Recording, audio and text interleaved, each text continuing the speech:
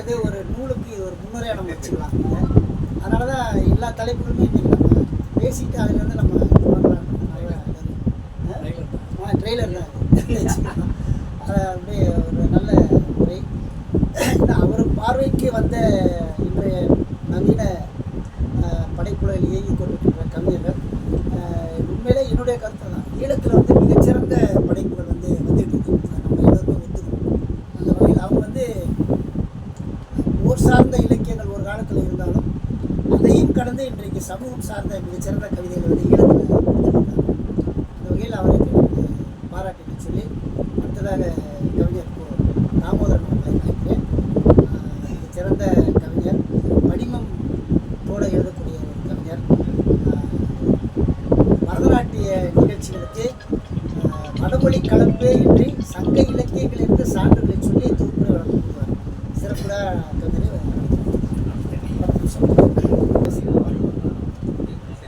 வணக்கம். ஒரு சிறப்பான காலை பொழுது.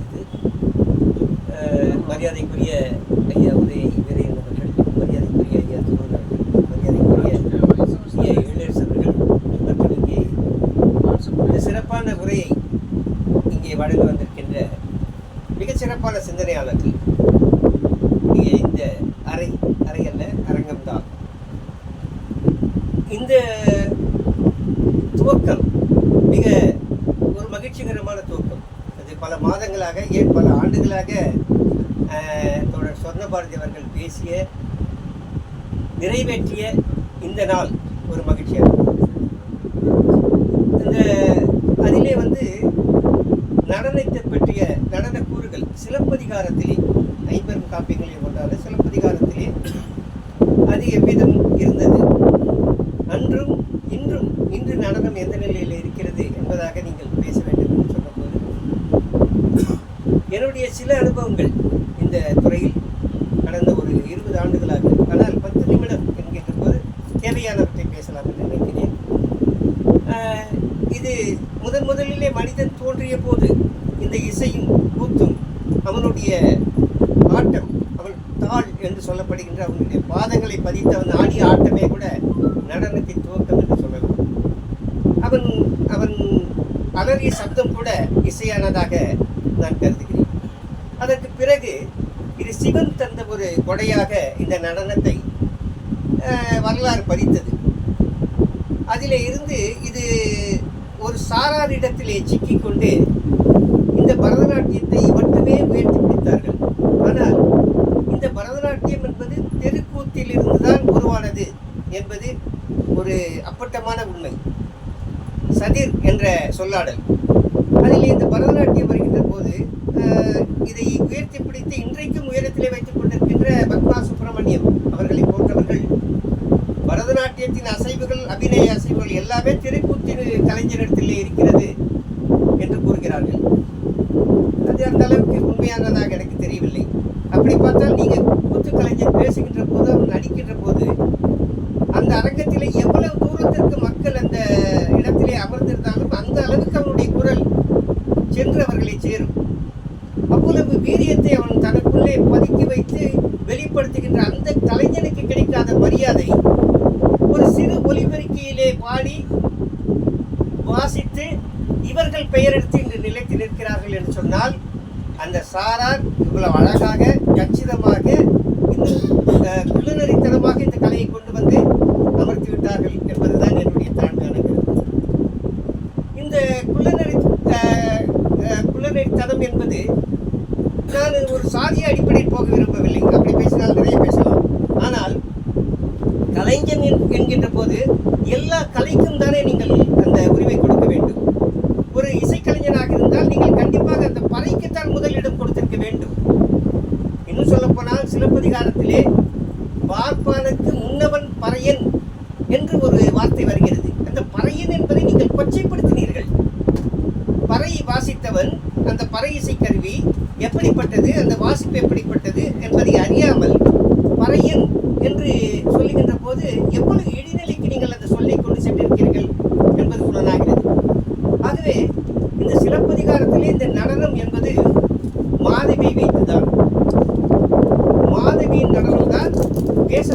ஒரு ஒரு அப்பட்டமான இந்த கலையின் உண்மை. மாதவி சித்ராபதி என்பவரின் மகள் என்பது கூட பல இடங்களிலே சொல்லப்படவில்லை.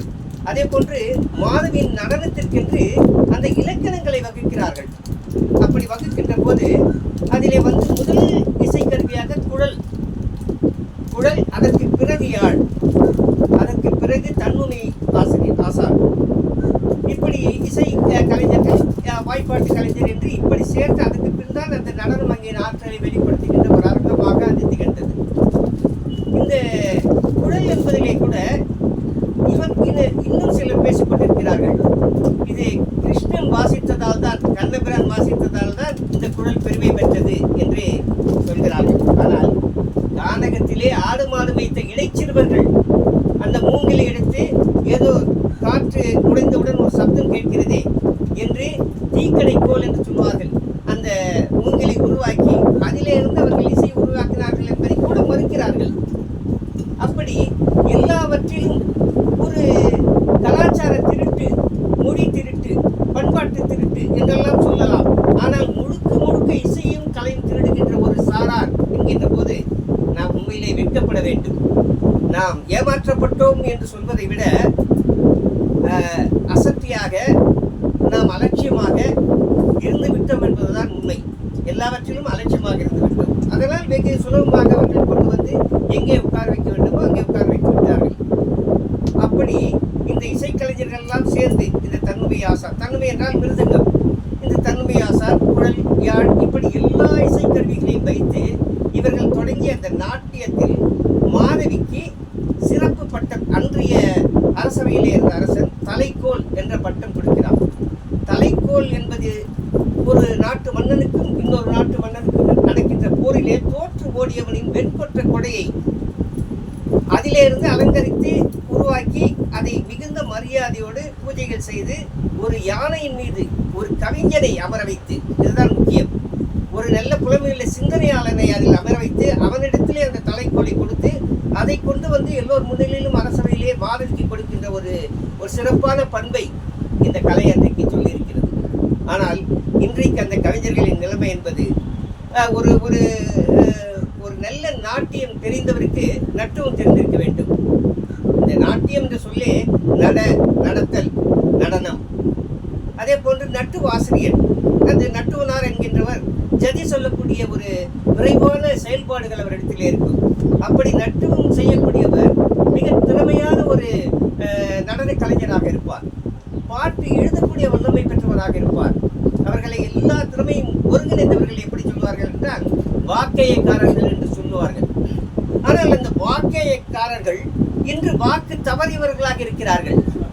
இந்த கலை ஒரு பொருளாதார கலையாக, ஒரு வியாபார கலையாக ஆகிவிட்டது. எனவே அப்படி இருக்கின்ற ஒரு கலையிடத்திலே நாம் எப்படி உண்மையான ஆசான்களை பார்க்க முடியும்? ஒரு பரதநாட்டியம் கலை என்பது, அதாவது ஒரு சிலப்பதிகாரத்தில் சொல்வார், 7 ஆண்டு கற்று 7ஆம் ஆண்டில் 12ஆம் ஆண்டில் அரங்கேற்றம் செய்ய வேண்டும் என்பது விதி. ஆனால் இன்றைக்கு உள்ள நடன ஆசிரியர்கள் ஓராண்டிலே சலங்கை பூஜை, மறு ஆண்டிலே அரங்கேற்றம். என்ன கற்றுக்கொள்ள முடியும்? எதையுமே நம்ம கற்றுக்க முடியாது. அப்போ இது ஒரு வியாபார கலையாக ஆகிவிட்டது. இந்த வியாபார கலை எங்கு கொண்டு வந்து சேர்க்க வேண்டும் என்ற நுணுக்கம் தெரிந்தவர்கள் தான் அந்த சாரார் நான் குறிப்பிடுவார். இன்னும் வெளிப்படையாக சொல்ல போனால் ஒரு பயங்கரமான ஒரு திருட்டு, அப்பட்டமான இசை திருட்டு, கலை திருட்டு தான் இது. இந்த திருட்டை அவர்கள் வெளிப்படையாக செய்கிறார்கள். அதற்கு அரசும் கூட பல நேரங்களிலே துணை போயிருக்கிறது. ஒரு இந்திய நாட்டு அளவிலே மேலை நாட்டிலே ஒரு நிகழ்ச்சி நடத்த வேண்டும் என்று நாம் நினைத்தால் அந்த நிகழ்ச்சிக்கு கூட அந்த சாரார்களைத்தான் அனுப்பி வைப்பார்கள். ஏன் நம்ம தொண்டை கிழிய கத்தி வறண்டு சாகின்ற நிலைமைக்கு போயிருக்கிறான் கூத்து கலைஞர், அவனை கொண்டு போய் செய்ய வைக்க முடியாதா? அந்த கூத்து கலைஞன் கூத்து செய்கின்ற போது ஒரு சொற்றொடர் வந்தது. அதாவது கண்ணகியே கடுகிப்போ, மாதவிய மடியில் வா என்று அவனுடைய கூத்தில் அவன் சொல்லியிருக்கிறான். அப்போது எவ்வளவு சிறப்புகள் ஒரு கூத்து கலைஞனுக்கு இருந்தால் இந்த கலையை எங்கே கொண்டு நாட்டியம் என்று நீங்கள் பரதநாட்டியம் இதுதான் உயர்ந்த நாட்டியம், இந்திய நாட்டின் உயர்ந்த நாட்டியம் என்று நீங்கள் சொல்லக்கூடிய அந்த தைரியம் தமிழர்களாக நாம் விட்டதுதான், நாம் கொடுத்ததுதான். அவர்கள் இட்ட பிச்சை. இன்றைக்கு எப்படி எல்லாவற்றையும் நாம் இயங்கிக் கொண்டிருக்கிறோமோ அப்படித்தான் கலைக்காக இந்த கலையை நாம் யாசகம் செய்து அவர்களிடத்திலே ஒப்படைத்து விட்டோம். அதனால்தான் இன்றைக்கு ஒரு நல்ல கலைஞர் எல்லாவற்றையும் கற்றுக்கொண்டு வந்து நடன குருவாக அமர்வதில்லை. அதுதான் உண்மை, 100க்கு 100 உண்மை. ஏன்னால் கிட்டத்தட்ட நான் ஒரு 22 பள்ளிகளுக்கு இப்போது நான் நிகழ்ச்சி தொகுப்பாளராக செய்து கொண்டு வருகிறேன், 20 வருடங்களாக. அதிலே அரங்கேற்றம் முடித்த ஒரு 22 வயது பெண் உடனே மறு மாதமே அரங்கேற்றம் முடித்த மறு மாதமே ஒரு பெயரை வைத்து நடன பள்ளியை துவக்கி விடுகிறார்கள். துவக்கிவிட்டு இந்த யூடியூப்லேயே வருகின்ற பாடல்கள், நிறைய பாடல்கள் இருக்கும். யார் யாரோ ஊத்துக்காடு வெங்கட சுப்பையர் போட்டிருப்பார், ஐயா மரியாதைக்குரிய பாபநாசன் சிவன் அவர்கள் போட்டிருப்பார்கள். இந்த பாடல்கள் எல்லாம் எடுத்து ஆடுவதை, இவர்கள் அந்த பாடலை எடுத்து நடனம் செய்ய போவதில்லை, கோரியோகிராஃபி எதுவும் செய்ய போவதில்லை. ஆனால் அந்த பாடலை அப்படியே எடுத்து இவர்களுடைய பிள்ளைகளுக்கு சொல்லிக் கொடுத்து இவர்கள் அதை அரங்கேற்றுகிறார்கள். அது எவ்வளவு கேவலமான விஷயம்! அதாவது ஒரு மேடைக்கு ஒரு 10 நிமிட பேச்சுக்கு ஒரு குறைந்தது ஒரு 10 மணி நேரமாவது நாம் மெனக்கிட வேண்டும், எதையாவது படிக்க வேண்டும். நமக்கு முன்னாலே சொன்ன பெரியவர்கள் எவ்வளவோ சொல்லியிருப்பார்கள், எதையாவது அதிலிருந்து எடுத்துக்கொண்டு நாம் பேச வேண்டும். அப்போதுதான் அந்த மேடை ஓரளவுக்கு களை கட்டும். ஆனால் துணிச்சலாக இன்றைக்கு இருக்கின்ற பள்ளிகளிலே எப்போது பார்த்தாலும் உயர்த்தி பிடிப்பது நாம் பத்மா சுப்பிரமணியத்தை. ஏன் இவர் கூத்திலே தம்பிரான் இருந்தார், எவ்வளவு பேர் இருந்தார்கள். அதை பற்றியெல்லாம் அண்ணன் கே குலசேகரன் அவர்கள் நிறைய எழுதினார். நிறைய செய்திகளை நாம் கொடுத்தோம். சற்று முன்னர் நம்மளுடைய தோழர் சித்தார்த்தகுமார் சொன்னது போல் இவர்கள் பகுதியை, ஒரு இடத்தை பிரிப்பது கூட சாதியை வைத்து பிரிக்கிறார்கள். அது என்ன கேவலம்! நீங்கள் கலையில் கூட அது நீங்கள் செய்கின்ற போது அது உண்மையிலே நாம் வெட்கப்பட்டு இனிமேலாவது நமக்கு ஏதாவது உணர்ச்சி எங்காவது ஒரு இடத்தில் முளைக்காதா என்கிற விதத்திலே தான் நாம் அதை ஆராய வேண்டும். அப்படி இந்த கலை தொடர்ந்து வந்து கொண்டிருந்தது. பழைய எல்லா கருத்துக்களையும் முறியடித்து இன்றைக்கு ஒரு பரதநாட்டியம் என்பது ஒரு மிகச்சிறந்த கலை என்று நம்மால் ஒப்புக்கொள்ளவே முடியாது.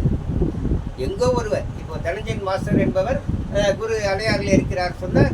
அவர் வீட்டிலே அவர் ஒரு நாள் பல்லி ஊர்ந்து கொண்டிருந்ததாம் சுவத்திலே. அந்த செவத்தில் ஊர்ந்து கொண்டிருந்த அந்த பல்லியை பார்த்து இவர் தரையிலே அப்படியே ஊர்ந்து அப்போது இங்கே இருக்கிற சுந்தரம் மாஸ்டர் என்பவர், ஐயாவுக்கு தெரியும், பெரிய மாஸ்டர் மாங்குடி துரைராஜன் என்பவருடைய சீடர். அவர் அவர் வீட்டுக்காரர் பார்க்க செல்லும் போது இவர் மேல் சட்டை இல்லாமல் வேட்டியோடு அது அப்படி ஊர்ந்து அதே போன்று செய்தாராம். அது மிகப்பெரிய தனஞ்சயன் மாஸ்டர் உலகளவிலே புகழ்பெறுப்பார். இப்படிப்பட்டவர்களை எல்லாம் நாம் தவற விட்டுவிட்டு யாருமே பெருமை பேசுகின்றவர்களாக இல்லாமல், ஒருவன் எந்த கலைக்கு கிட்டத்தட்ட ஒரு பல ஆயிரம் ஆண்டுகளுக்கு முன்னால் ஒரு கலைஞன் எவ்வளவு சிரமப்பட்டு அந்த கலையை காப்பாற்றினானா அந்த கலைஞனுக்கு தான் நாம் இனிமேல் இடம் கொடுக்க வேண்டுமே தவிர வெறுமனே மடிசார் மூலம் ஒரு கலையை தூக்கி சென்று ஒரு கலைத்தாயின் மடியிலே நாம் அமர்த்திவிட முடியாது. அதுதான் என்னுடைய இந்த நேரத்துக்கு தகுந்த தாழ்மையான கருத்து. நன்றி, வணக்கம்.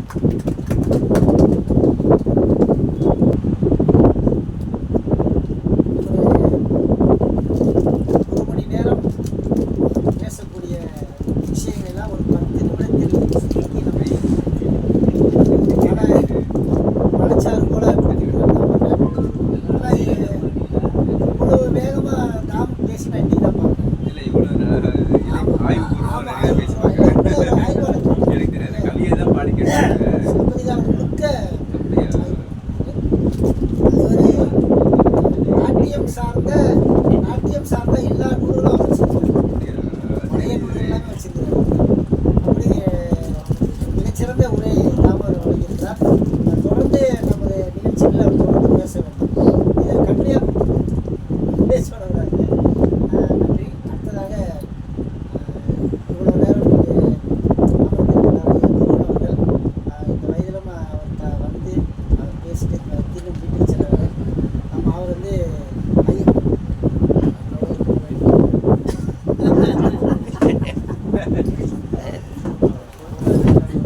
ஒரு சிறிய துவக்கமாக ஐயா துருவன் அவர்கள் வாழ்த்து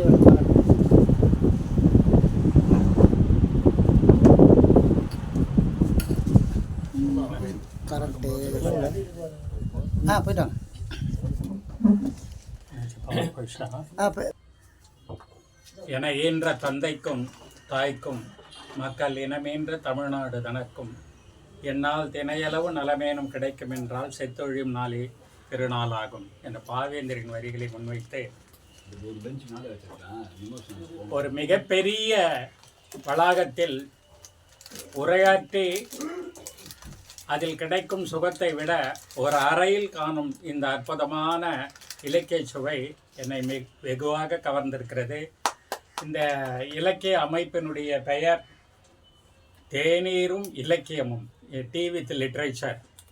மிக சுவாரஸ்யமான டைட்டில் இது.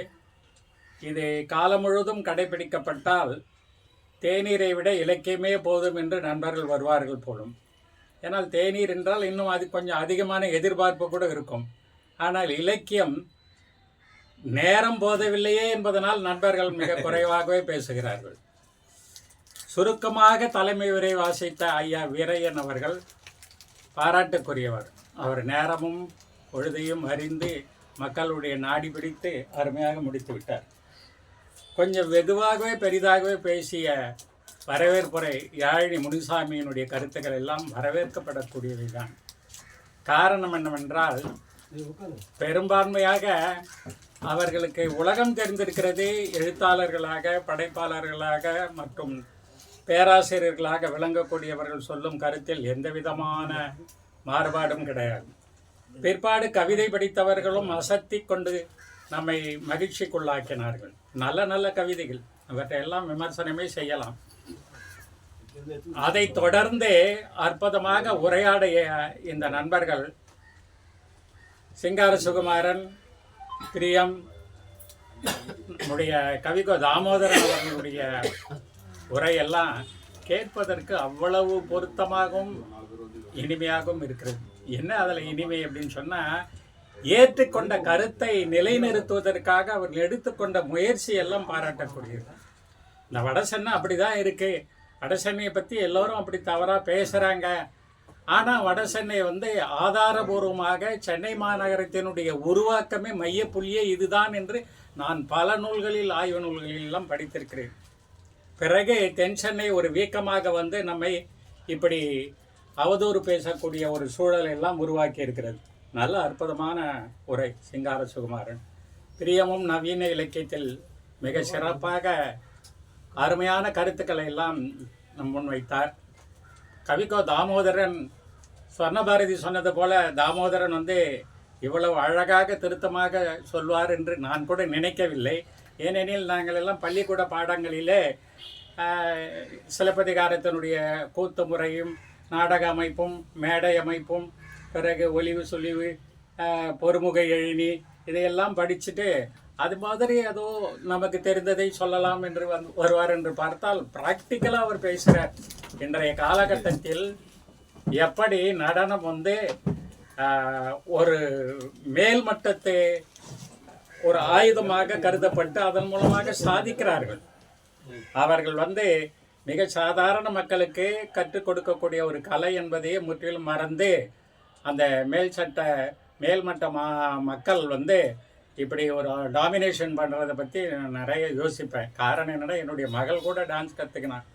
அது ஓரளவு கற்றுக்கினதுனால இன்றைக்கி அமெரிக்காவில் ஒரு சில இடங்களிலே ஏதேனும் பாட வேண்டும், நடிக்க வேண்டும் என்று சொன்னால் கொஞ்சம் பழக்கமாக இருக்கிறது, பெரிய அளவில் செய்யவில்லை என்றாலும் கூட.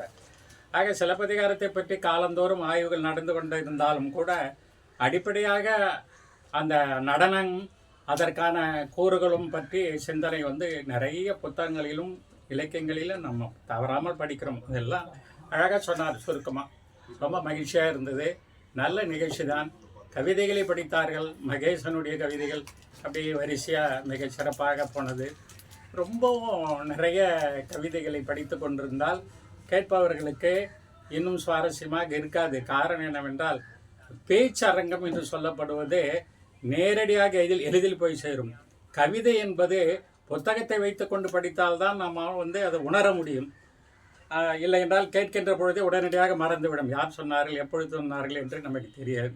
ஆக கவிதையில் வளரலாம், ஆனால் பேச்சரங்கம் சிறப்பாக இருக்க வேண்டும். சிறந்த 2 எழுத்தாளர்கள் இங்கே அமர்ந்திருக்கிறார்கள். அவர்களுடைய புத்தகங்கள் ஆயப்பட உள்ளன. நல்ல நல்ல புத்தகங்களாக இருக்கும் என்று நான் நினைக்கிறேன்.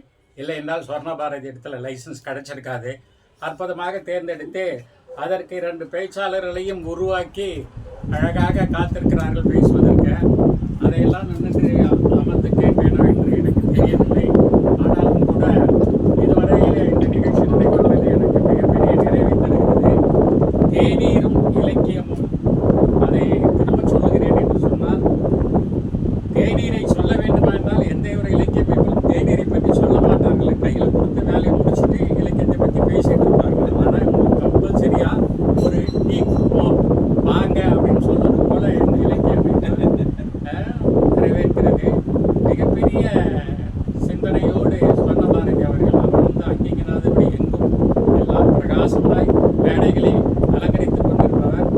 அவரே ஒரு புதிய மேடையை தயாரிக்க வேண்டும் என்று இந்த அமைப்பை உருவாக்கி இருக்கிறார். மிகப்பெரிய சிங்கார சிறுவனம் சொல்றது மூலம் வட சென்னையிலே சிந்தனையாளர்கள் அதிகம். அவங்க தந்தையார் சிங்கார சடையப்பன் வந்து மேடை ஏறினார்னா அதை அப்படியே ரசித்து கேட்டுக்கொண்டிருப்பார்கள் ஒரு காலத்தில். இப்படிப்பட்ட நல்ல சிந்தனையாளர்களை உள்ளடக்கிய இந்த ஊரில் ஐடென்டிஃபிகேஷன் என்று சொல்லக்கூடிய கண்டுபிடித்தல் மிக குறைவாக இருக்கிறது. எல்லோரும் எல்லாரையும் நாடி ஒன்று சேர்த்து இணைப்பதில்லை. அதற்கு இது ஒரு வாய்ப்பாக இருக்கும். நல்ல அமைப்பு. இன்னொரு அறையும் மிகச் சிறியதாக இருக்கிறது. இவர் ஓப்பனில் போட்டாருன்னா வாட்ஸ்அப்பில் நிறைய பேர் கூட வந்துடுவாங்க. ஆனால் இவர் லிமிட்டடான பேர்கள் மட்டும் அதை ஃபார்வர்ட் பண்ணிடுவார். அதனால் வந்து ஓரளவுக்கு குறைவான நபர்களே இருக்கிறார்கள். ஆனால் போதுமான எண்ணிக்கையில் இங்கே நிறைய பேர் குழுமி இருக்கிறார்கள். நல்ல நண்பர்களும் நல்ல சிந்தனையாளர்களும் இருக்கக்கூடிய இந்த ஊர், பெரம்பூர் என்று சொல்லக்கூடிய இந்த ஊரை பற்றிய அனைத்து பகுதிகளும் கவிதைகளையும் கட்டுரைகளையும் நல்ல நல்ல நூல்களையும் உருவாக்குவதற்கு ஒரு என்ன சொல்லணும்னா ஊக்கு கருவியாக, ஒரு கேட்டலிஸ்ட் என்று சொல்லுவார்கள், அது போல ஊக்கம் கொடுப்பதாக இருக்க வேண்டும். ஒரு புத்தக அறையிலேயே இந்த நிகழ்ச்சி நடத்தினால் என்பது 2வது சிறப்பு. அப்படி சொன்ன பாரதியுடைய முதல் சிறப்பு அவருடைய ஓட்டமும் நடையும் எல்லா இடங்களிலும் கலந்து கொண்டு எல்லோரையும் அரவணைத்து செல்லக்கூடிய அந்த இனிய பாங்கு, அது முதல். 2வது வந்து இவ்வளோ புத்தகங்களை வைத்துக் கொண்டிருக்கிறார். ஆனால் அவர் படிக்கிறாரா காரணம் என்னன்னா நிறைய பேர் இருக்கும். நிறைய பேர் வந்து அதுதான் சில மாதங்களுக்கு முன்பு என்னுடைய வீடு புனரமைக்கப்பட்ட பொழுது ஏறக்குறைய 100க்கு மேற்பட்ட ஒரு 200-300 புத்தகங்களை எல்லாம் பலருக்கும் கொடுத்து விட்டேன். தேவையான எனக்கு பிடித்தது இலக்கியம், கவிதை, கட்டுரைகள், இது போன்ற சில நல்ல புத்தகங்கள், ஆன்மீகம் குறித்தான புத்தகங்களை மட்டும் வைத்துக் கொண்டு வந்தவர்கள் எல்லாம் தள்ளிவிட்டேன். இதையே இருக்கிறதையே படிக்கணும்னு பார்த்தா எடுத்து வைக்கிறோம். அன்னைக்கு பொழுது எப்படி போகுதுன்னு தெரியாது. அதை உடனடியாக எதாவது படிச்சிடணும். அந்த 2 தினசரிகளை படிப்பதற்கு நமக்கு நேரம் போதவில்லை. ஆக பல நல்ல முயற்சிகளுக்கு காரணமாக இருக்கக்கூடிய தேநீரும் இலக்கியமும் என்ற அமைப்பு மேலும் அழைத்து விளங்க வேண்டும். ஐயா உதயம் வீரையன் அவர்கள் துவக்கிய இந்த தலைமை பொறுப்பேற்று துவக்கிய இந்த அமைப்புக்கு காலந்தோறும் வாழக்கூடிய நல்ல பெயரை பெற வேண்டும் என்று நான் வாழ்த்துகிறேன். மற்றபடி நம்முடைய நண்பர் எழிலரசு அவர்களுடைய பிறந்த நாள் என்பதை தெரிந்து கொண்டு இந்த நிகழ்ச்சியில் கலந்து கொள்வதற்கு அதிக பிரயத்தனப்பட்டேன். காரணம் என்னென்ன, அங்கிருந்து கடத்தி வருபவர் யாருமே இல்லை. அதனால் நான் இப்படி அப்படி தடுமாறி, ஏன்னா நண்பர் சொன்ன பாரதியுடைய வீடு எனக்கு முழுக்க தெரியாது. ஆனால் பல காலத்துக்கு முன்பு அருமையார் அவர்கள் ஒரு முறை கொண்டு வந்திருக்கார். அதனால் வந்து கண்டுபிடித்தவங்க இந்த நல்ல அமைப்பில் பல நண்பர்கள் முன்னிலையில் சிறந்த சிந்தனையாளரும் இனிய நண்பருமாகிய எழிலரசு அவர்களை வாழ்த்துகிறேன். அவருக்கு என்ன அதிகமான வயது இருக்காது. ஏன்னா அவரே சொல்லிட்டார், உங்களை விட 3 வயசு தானே பெரியவர். எனக்கு அவருக்கு 5 வருடம் வித்தியாசம். நான் இந்த பிப்ரவரி 10ஆம் தேதி 72 நிறைவு செய்தேன்.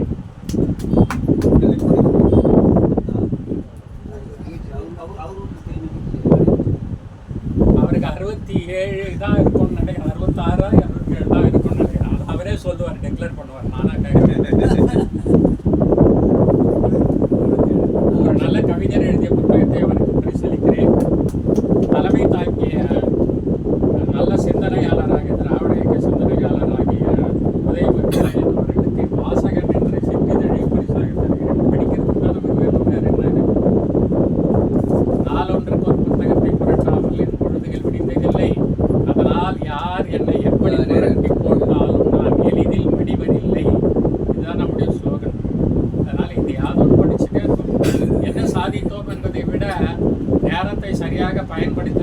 இறைவன் நமக்கு இருக்கிறது. அவ்வளவுதான். மகிழ்ச்சி.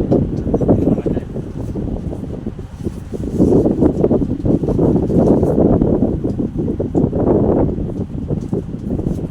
ஐயா குருவன் அவர்கள் மிகச் சிறப்பாக தனது வாழ்த்துறையை அழகாக வழங்கியிருந்தார். அவர் சொன்னது உண்மைதான். ஐயா முதல் நிகழ்வு உதயமு வீரையன் அவர்கள் துவங்கி வைத்திருக்கிறார்கள். இது நீடித்து நிலைக்க வேண்டும் என்று வாழ்த்தினார். உண்மைதான், கல்வெட்டும் அவர் தான் துவங்கி வைத்தார். இன்று 29 ஆண்டுகளை கடந்து இன்று நடந்து கொண்டிருக்கிறது. அந்த வகையில் எப்பயுமே நமக்கு முன்னத்தியர் அவர் தான். இன்னும் ஒரு 30 வருஷம் போட்டு அந்த வகையில் ஐயா அவருக்கு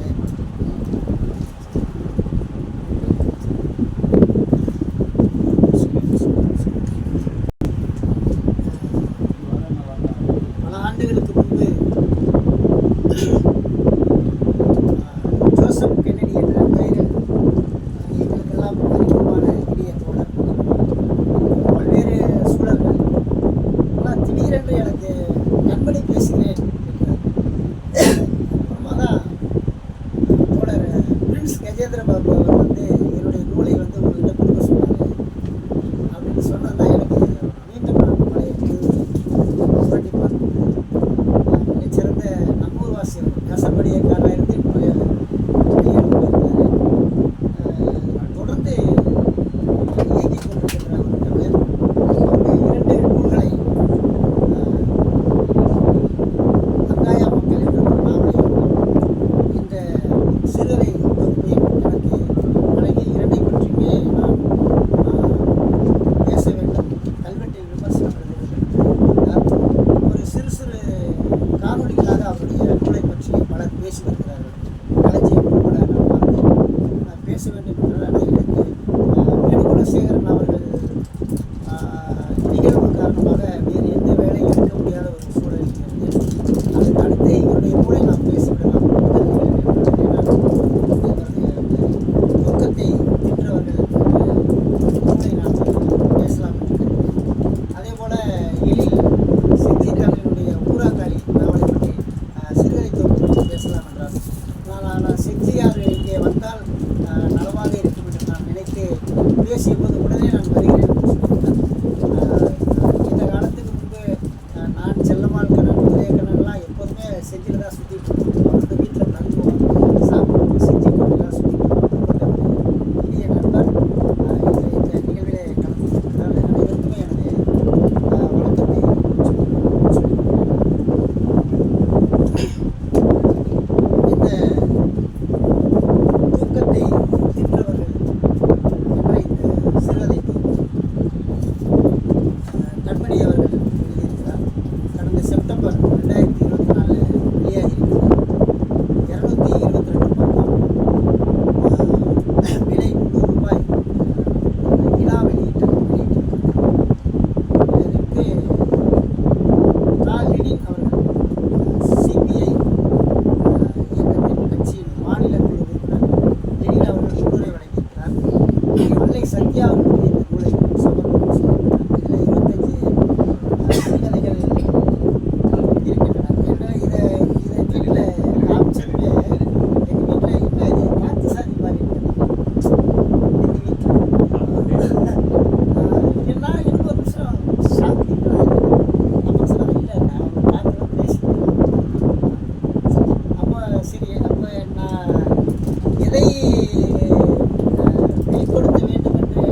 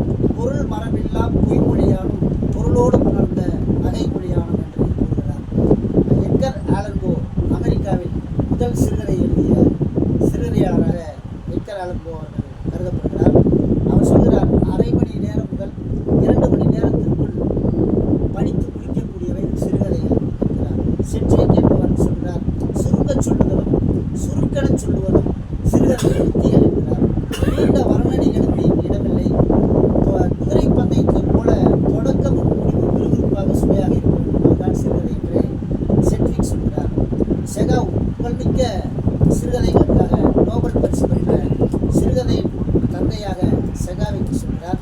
19ஆம் நூற்றாண்டின் ஆரம்பத்திலே அச்சு இயந்திரம் வரும்போது பல வாய்மொழி சிறுகதைகள் அச்சேறின. முதல் வீரமாமுனிவரின் பரமானந்த முருகன் கதைகள், ஈசாப்பின் நீதி கதைகள், தெனாலிராமன் கதைகள் ஆகியவை அச்சேறின. வாவேசு Iyer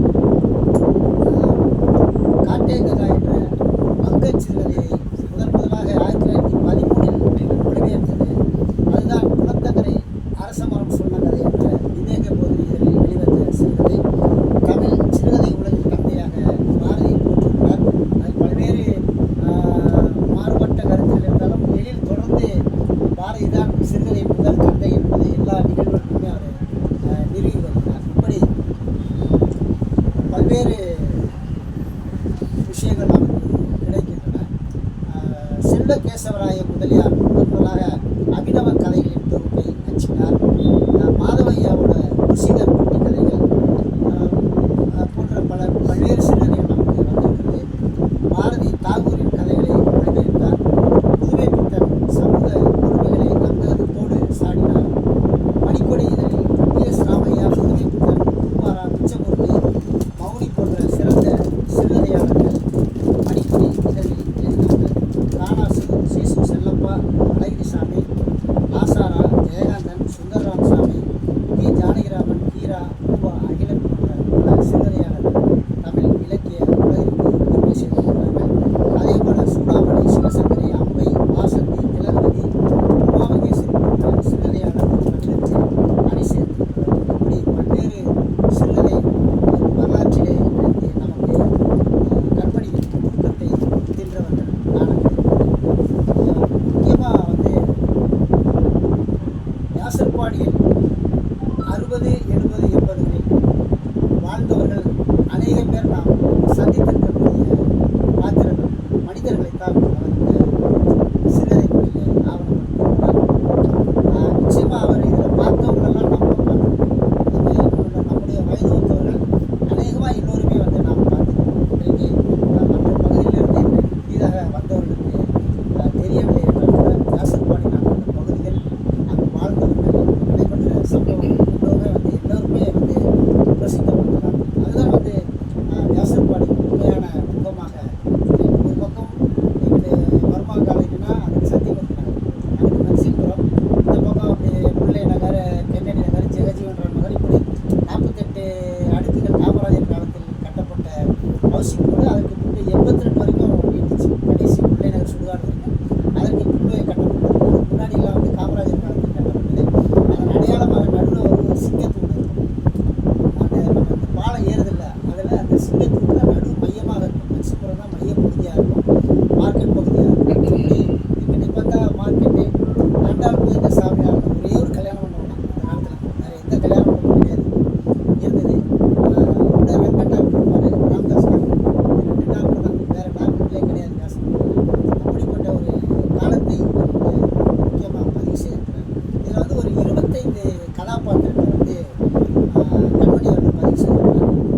Anthony Babu, Umasami, Aravasi, Yoganathan, Veeramuthu, Kanaga, Kumar Noorthumary, Jayaraman Gowri, Subramani, CV Seman, doctor CV Seman, tiptop Mani, Nagappan, Chandran, Tarabai, Dalit Ramadas, Thaipusam, Parthasarathy, Palayam, Malayala Krishnan, Manikkamma, Mayakkannapuran Bhagavathar, Uruvamma, Raghavan Nair, Lourdu அக்கா, கறிக்கடை ஜவஹர், வீரமா வீட்டுக்கார்.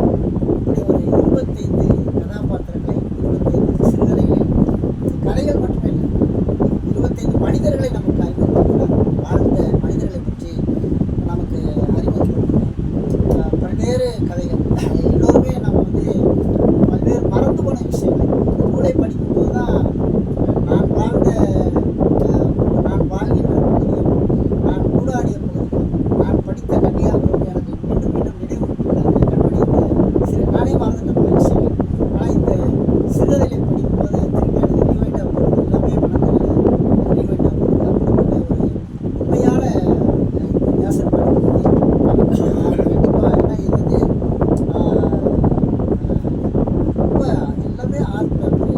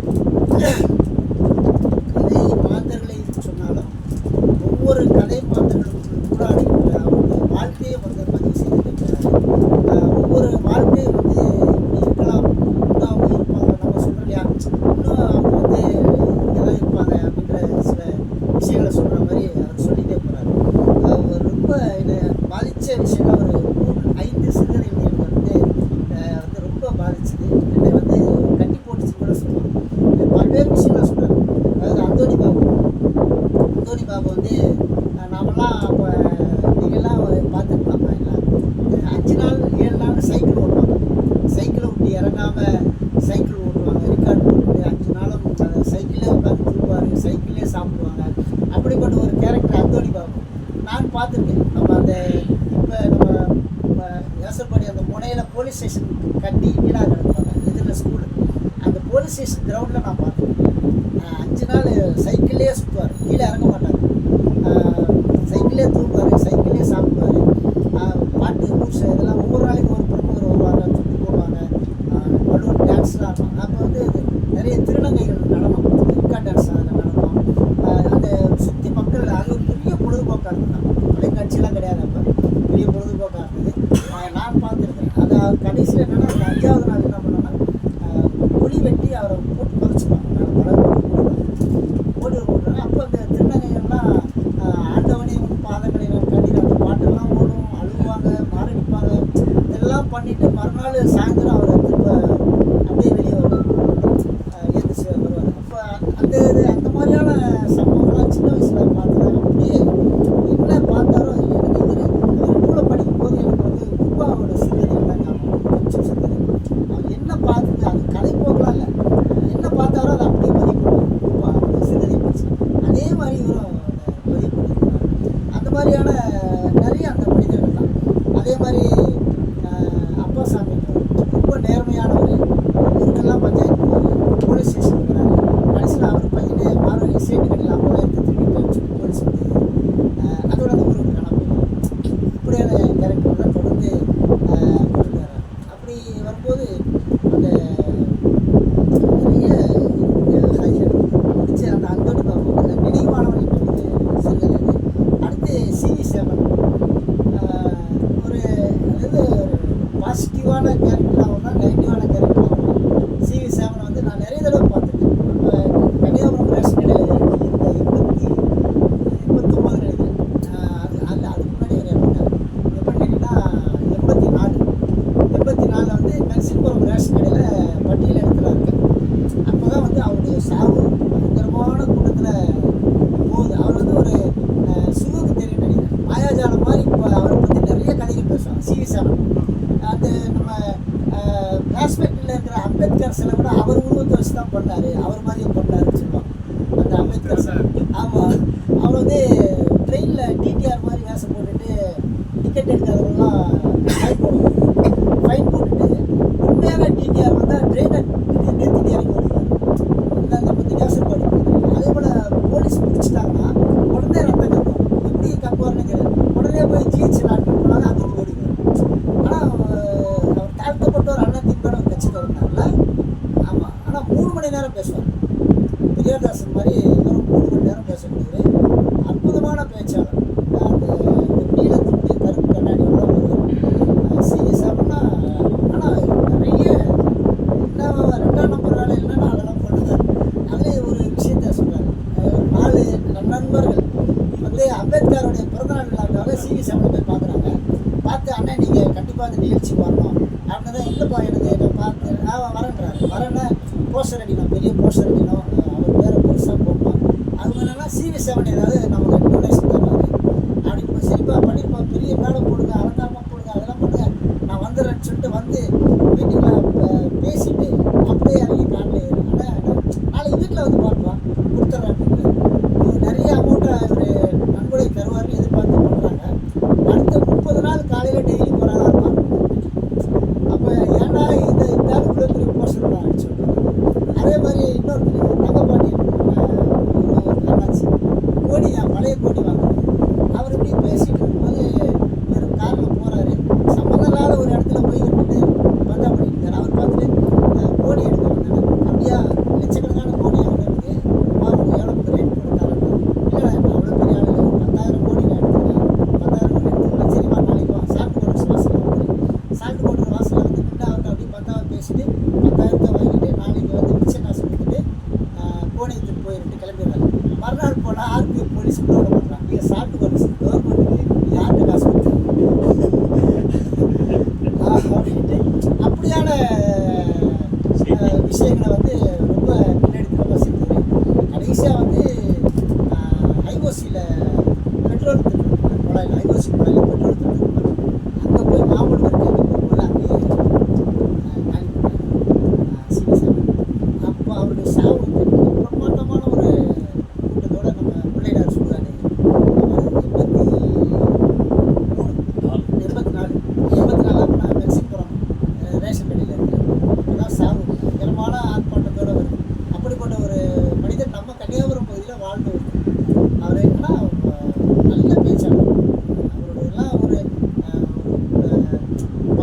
இப்படியான ஒரு வழியில் பார்த்தா மிகச்சிறந்த அரசியல்வாதியாக சத்யவான் காலத்தில் வளர்த்துருக்காரு. இப்படிப்பட்ட ஒரு மனிதரை பற்றி பதிவு பண்ணும்போது எனக்கு மீண்டும் அந்த நினைவுகள்லாம் எனக்கு வர ஆரம்பிச்சிச்சு.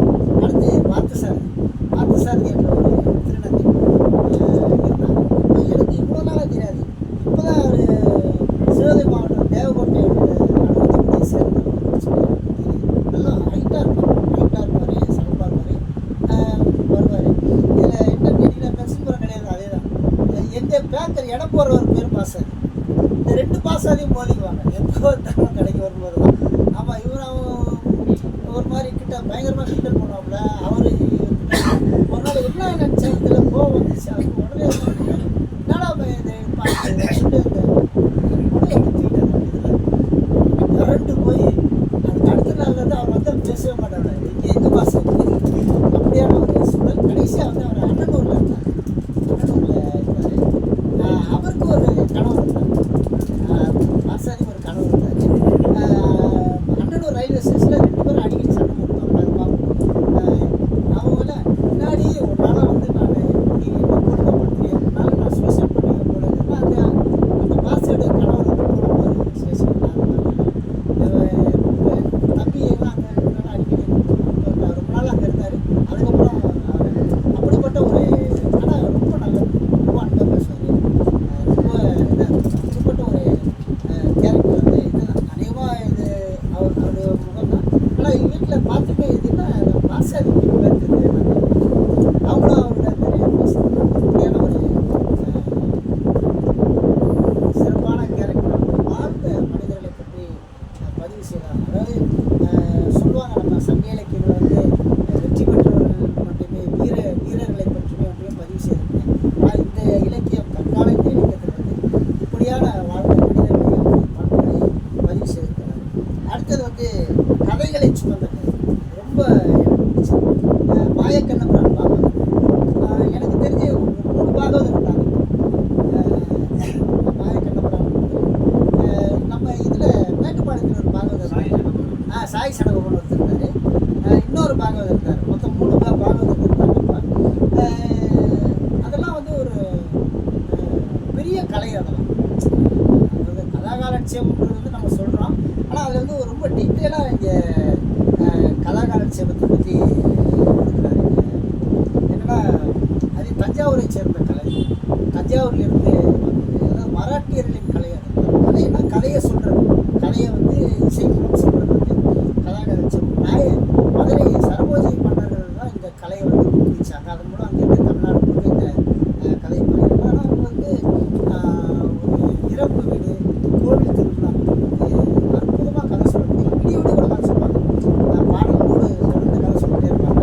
அப்படி ஒரு கதை. இப்போ எனக்கு தெரிஞ்சு சாய் சடகோபன் நினைக்கிறேன் சுகே. இங்கே நம்ம பூனாவத்தூரில் அம்மன் கோயில் இருக்குது, தங்கச்சி காலையில். அப்போ ஒரு தடவை அவருடைய கதாகாலட்சியம் திருவிழாவில் இப்போ இவங்க வந்து நல்லத்தங்கால் கதையை வந்து அவர் முழுக்க சொல்கிறத பற்றி விரிவாக எழுதியிருக்கிறாங்க இந்த சிறுகதையில். அப்போ இந்த பெண்கள் எப்படி அதை ரிசீவ் பண்ணாங்க, எப்படி கேட்டாங்க, அவர் இந்த நல்லத்தங்கால் பிள்ளைங்களை கிணத்துல போடும்போது எப்படி கூடியிருக்கிற பெண்களெல்லாம் ஒவ்வொன்றும் அழுதாங்க. இப்படியான விஷயமா விரிவாக சொல்லிட்டு வர்றாரு. சாய் சடகோபன் தெரியல, அந்த கூடாத்தூர் கோயிலில் வரும்போது அவர் என்ன பண்ணுறாருன்னா சொம்பில் சாராயத்தை கொடுத்துருக்காரு. அப்பப்போ தண்ணி குடிக்கிற மாதிரியே அந்த சாராயத்தை குடிச்சிட்டே இருப்பார். ஒரு கட்டத்தில் அவர் ரொம்ப ஓவராக போய் பைக்கை குடிக்கிற பைக்கோடு சேர்த்து அந்த மாதிரிலாம் ஒரு சம்பவங்கள் வந்து அது சம்பவங்கள் நடந்துருக்கு. அப்படியான ஒரு கேரக்டரை வந்து இங்கே பதிவு பண்ணார். அடுத்து மலையாள கிருஷ்ணன் கதையை படிக்கும்போது எனக்கு பெரிய பல ஞாபகங்கள். டாஸ் ஹோட்டல் அந்த பரோட்டா, சிலோன் பரோட்டா அவங்க சாப்பிடுவேன். 30 ரூபா அவங்க எனக்கு தெரிஞ்சு ரொம்ப அருமையாக இருக்கும். அந்த மாதிரி அதுக்கப்புறம் நான் எங்கேயுமே சாப்பிடுவேன். சிலோன் பரோட்டான்னு சொல்லி முக்கோண வடிவில் கறி அப்படியே கொத்தி ரொம்ப அழகாக போட்டு தருவாங்க. Ceylon parotta, toss hotel. அப்புறம் செக்கினாஸ் பேக்கரி. இதுலேயே என்ன வேசப்பள்ள பெரிய பேக்கரியை தான். செக்கினாஸ் பேக்கரிலாம் மறந்துட்டேன், ஆனால் கண்மணி திட்டம் நினைவுபடுத்திருக்கிறாரு. டாஸ் ஹோட்டலுக்கு பக்கத்தில் தான் நாங்கள் பட்டணம் வச்சுருக்கோம். தங்கப்பட்டணம் டாஸ் ஹோட்டலுக்கு பக்கத்தில் பாபு முதலியார் அவரோட வீடு. அவர் பாபு முதலியார் வீட்டில் தான் எங்கள் பட்டணம் இருக்குது. அதுக்கப்புறம் அதுக்கு முன்னாடி ஒரு பேக் கம்பெனி வந்துச்சு. பேக் ஆமாம், வேணுகோபால் ப்ரெஸ் வந்து எம்ஜி ப்ரெஸ் வச்சுருந்தாரு. பக்கத்தில் எம்ஜி ப்ரெஸ் வச்சுருந்தாரு.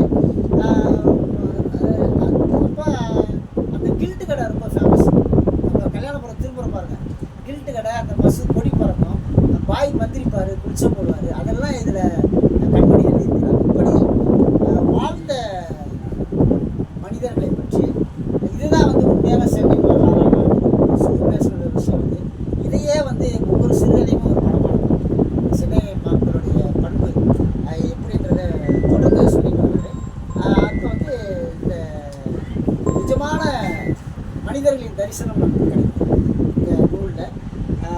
வாழ்ந்தவர்களை, அதாவது இதுதான் உண்மையான வியாசப்பாடு வந்து கண்மணி பதிவு செய்திருக்கிறார். அதாவது வடசென்னையின் முகம் வேறு மாதிரி இப்போ காண்பிக்கப்படுற சூழலில் இருந்து அதையும் கடந்து இந்த மக்களிடம் எத்தனை அன்பு நிறைந்திருக்கிறது, எவ்வளவு காதல் நிறைந்திருக்கிறது, எவ்வளவு கருணை நிறைந்திருக்கிறது, வெகுளித்தனம் எவ்வளோ, இயலாமைகள் எவ்வளோ, புகலிடம் தேடி வருவோருக்கு எப்படி ஒரு தாய் போல நமது வியாசர்பாடி பகுதி இருந்தது என்பதையெல்லாம் பதிவுபடுத்தியிருக்கிறார். எல்லாமே விஷயங்களை நாம் பார்த்தது தான். ஆனால் அதை ஆவணப்படுத்தியிருக்கிறார் சிறுகதைகள் மூலமாக.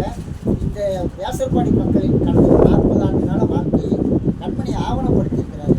அந்த இந்த ஒரே ஒரு விஷயம் எனக்கு என்ன கேட்டீங்கன்னா, தொடர்ந்து வந்து இவர்கள் நல்லவர்கள், இப்படி அன்பானவர்கள், இவங்க கைவிட மாட்டாங்கன்றதை தொடர்ந்து கோட் பண்ணிகிட்டே வராது. அது எனக்கு கொஞ்சம் எக்ஸ்ட்ரா வந்துடுது. ஏன்னா அது படிக்கும் போதே அவங்க யாருன்றதை வந்து நம்ம உள்வாங்கிடுறோம். இந்த வரிகள் வந்து எனக்கு கூடுதலாக தெரியுது. அது அது எல்லாமே வந்து நம்ம அவங்கள பற்றி நம்ம புரிஞ்சுக்குவோம். அப்படி ஒரு மிகச்சிறந்த ஒரு சிறுகதை தொகுப்பை வழங்கியிருக்கிறார் கண்மணி. ரொம்ப அற்புதமான அனைவருமே நம்ம படிக்கலாம். நம்முடைய வாழ்க்கையை நாமே வாசிக்கிறது போல. இதில் வந்து கௌரின்னு ஒரு அக்கா மர்மத்தக்கர் அவங்கள கூட கோட் பண்ணுறாங்க. அந்த அக்கா வந்து எப்படி வாழ்ந்தாங்க, பிள்ளைங்களை எப்படி வாழ்ந்தாங்கன்னு சொல்லி, பையனை படிக்க வேலைக்கு வாடான்னு அவங்க அப்பா அடிக்கும் போது அறுவாடை தூக்கிறாங்க. யார்கிட்ட வர என் பிள்ளை படிக்கிற மாதிரியான அப்படி அந்த மாதிரியான ஒரு விஷயங்கள் எல்லாவற்றையும் வாழ்ந்த மனிதர்களை கதாபாத்திரங்களாக மாற்றி ஆவணப்படுத்தி அவருக்கு மிகச்சிறந்த இந்த நூலை தந்திருக்கிற அவருக்கு மனமார்ந்த வாழ்த்துக்களை தெரிவித்து அவரை அறிமுகப்படுத்திய ஃப்ரெண்ட்ஸுக்கும் எனது நன்றியை சொல்லி, இது கேட்ட உங்களுக்கும் நன்றி சொல்லி, உங்களை தொடர்ந்து நமது மக்களின் வாழ்க்கையை அவர் பதிவு செய்ய வேண்டும் என்று கேட்டுக்கொண்டு நிறைவு செய்கிறேன். நன்றி.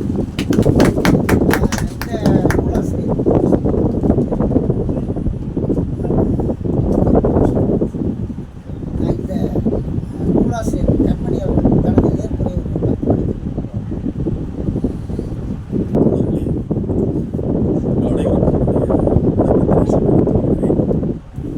இந்த அரங்கத்தை பார்க்கும்போது எங்கள் சிம்பாஸ் தன்னுடைய கம்யூனிஸ்ட் கட்சி அறிக்கையில் வெளியிடப்பட்டிருந்த வரை ஒரு சிறந்த கூட்டம் இருக்கிறது.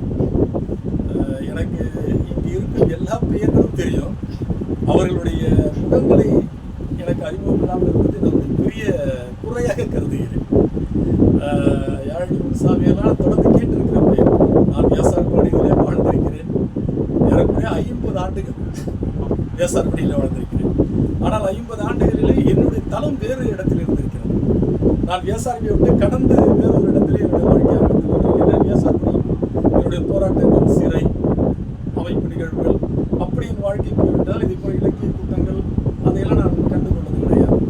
எனக்கு கிருஷ்ணச்சந்திரபாபு சுவர்ணபாரதி என்று அறிமுகப்படுத்த கட்டுமாக இருந்தது. நான் வாழ்ந்திருக்கிறேன். என்னுடைய பகுதியில் இருக்கிற எழுத்தாளர்கள், கவிஞர்கள் மற்றும் இலக்கிய ஆர்வலர்களை நான் அறிமுகப்படுத்தினா என்னுடைய நூல்கள் கொண்டாடப்பட்ட நூல்கள் பல உண்டு. நான் எழுதிய படைத்தலைவர் ஒரு என்ற ஒரு இலங்கையின் போர் சமயத்தில் ஏறக்குறைய 30,000 படிகள் பெற்றது.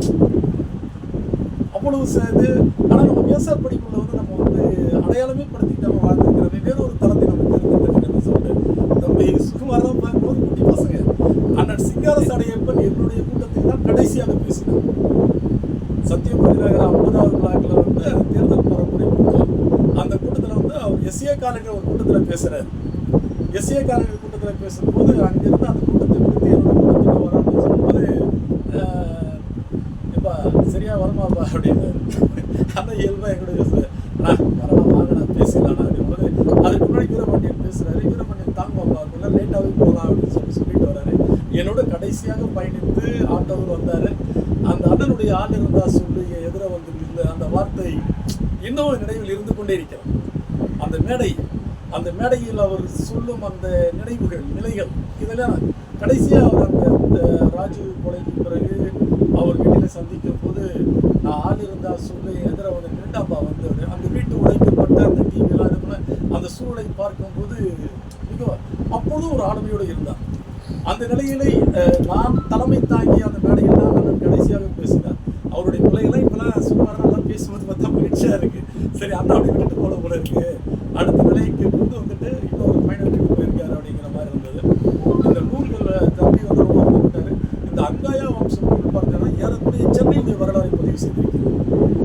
சென்னை 1919 1979 வரை சென்னையுடைய அடுத்தடுத்த நகர்வு. சென்னை எப்படி இருந்தது, சென்னையுடைய தன்மை என்ன, சென்னையுடைய நிலை என்ன, சென்னை எங்கிருந்து எங்கு நகர்ந்தது.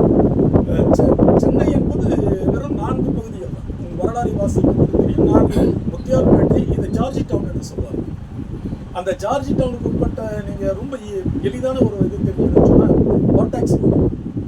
அந்த வால் டேக்ஸ் இருக்கு இல்லைங்களா, அந்த வால் பார்த்தீங்கன்னு சொன்னால் ஹைதர் அலி சென்னை படையெடுத்து வரப்போகிறார் என்று கேள்விப்பட்டவுடன் அன்றைய இருந்த பிரிட்டிஷ் காலனி ஆதிக்க அரசு இந்த சென்னையை காப்பாற்றுவதற்காக கட்டிய சுவர், அதற்கு வரி போட்டார்கள். அந்த வரி போட்டதால் அந்த சுவருக்கு வால் டேக்ஸ் என்று வந்தது. அந்த சாலை பகுதி இருந்ததால் அதனுடைய வால் டேக்ஸ். நம்ம எல்லோரும் ஒரு தடவை தோழர்கள் எல்லாம் ஒரு தடவை பார்த்து விட வேண்டும்.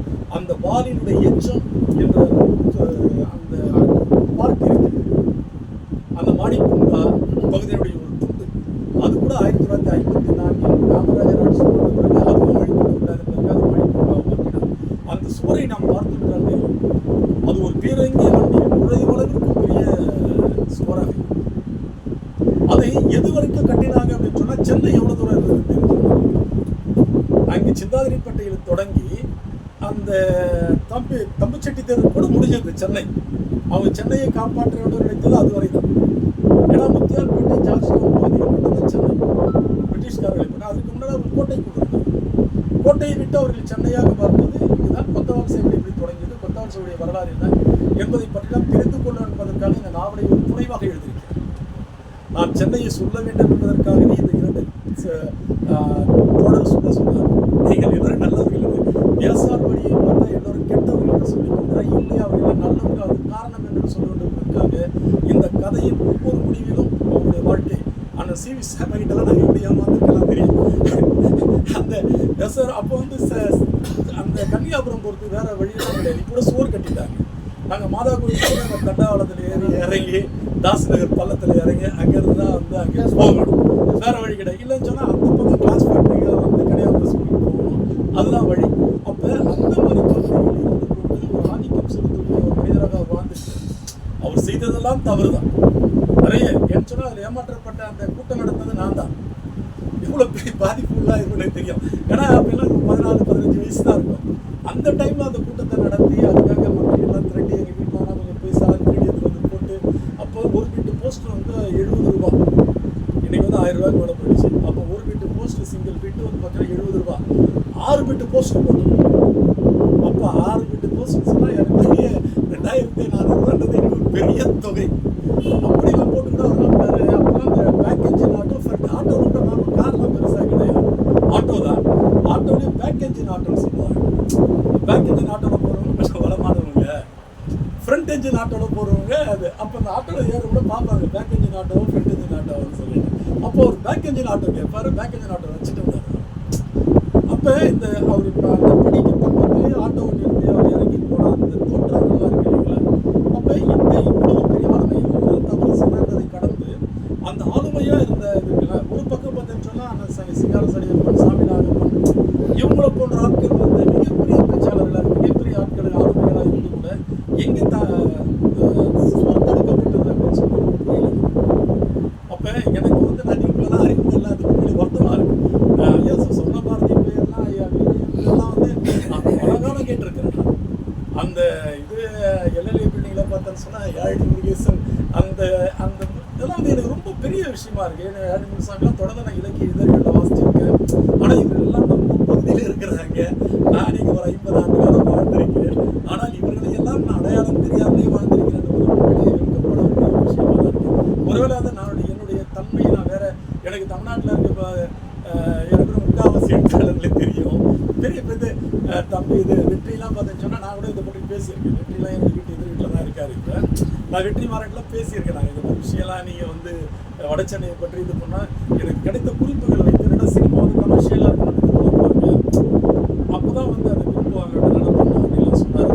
ஆனால் இதே மாதிரி வந்து இனிமேல் வந்து நாங்கள் உண்மையிலே இந்த தேனி நிகழ்வு வந்து எந்த நிகழ்வாலும் வந்து கலந்து உதாரணம் பெரிய பெரிய அரங்கில் பெரிய பெரிய கூட்டங்கள் எல்லாம் பேசி பழகிட்டு இந்த கூட்டங்களை பார்க்கும்போது மகிழ்ச்சியாக இருக்கிறது.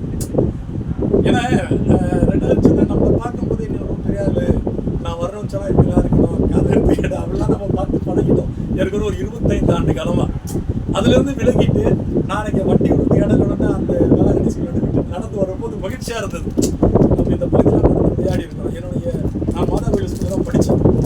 அப்போ பார்த்துட்டு நான் வகுப்புத்தோடு முக்கால்வாசி பேர் இங்கே தான் இருப்பாங்க. சாஸ்திரி நகர் 9வது தெருலாம் வந்து நிறைய நண்பர்கள் எனக்கு. இந்த நீலமேகம், சில்வஸ்டர் இவங்கெல்லாம் வந்து பார்த்தீங்கன்னா என்னோட நண்பர்கள்.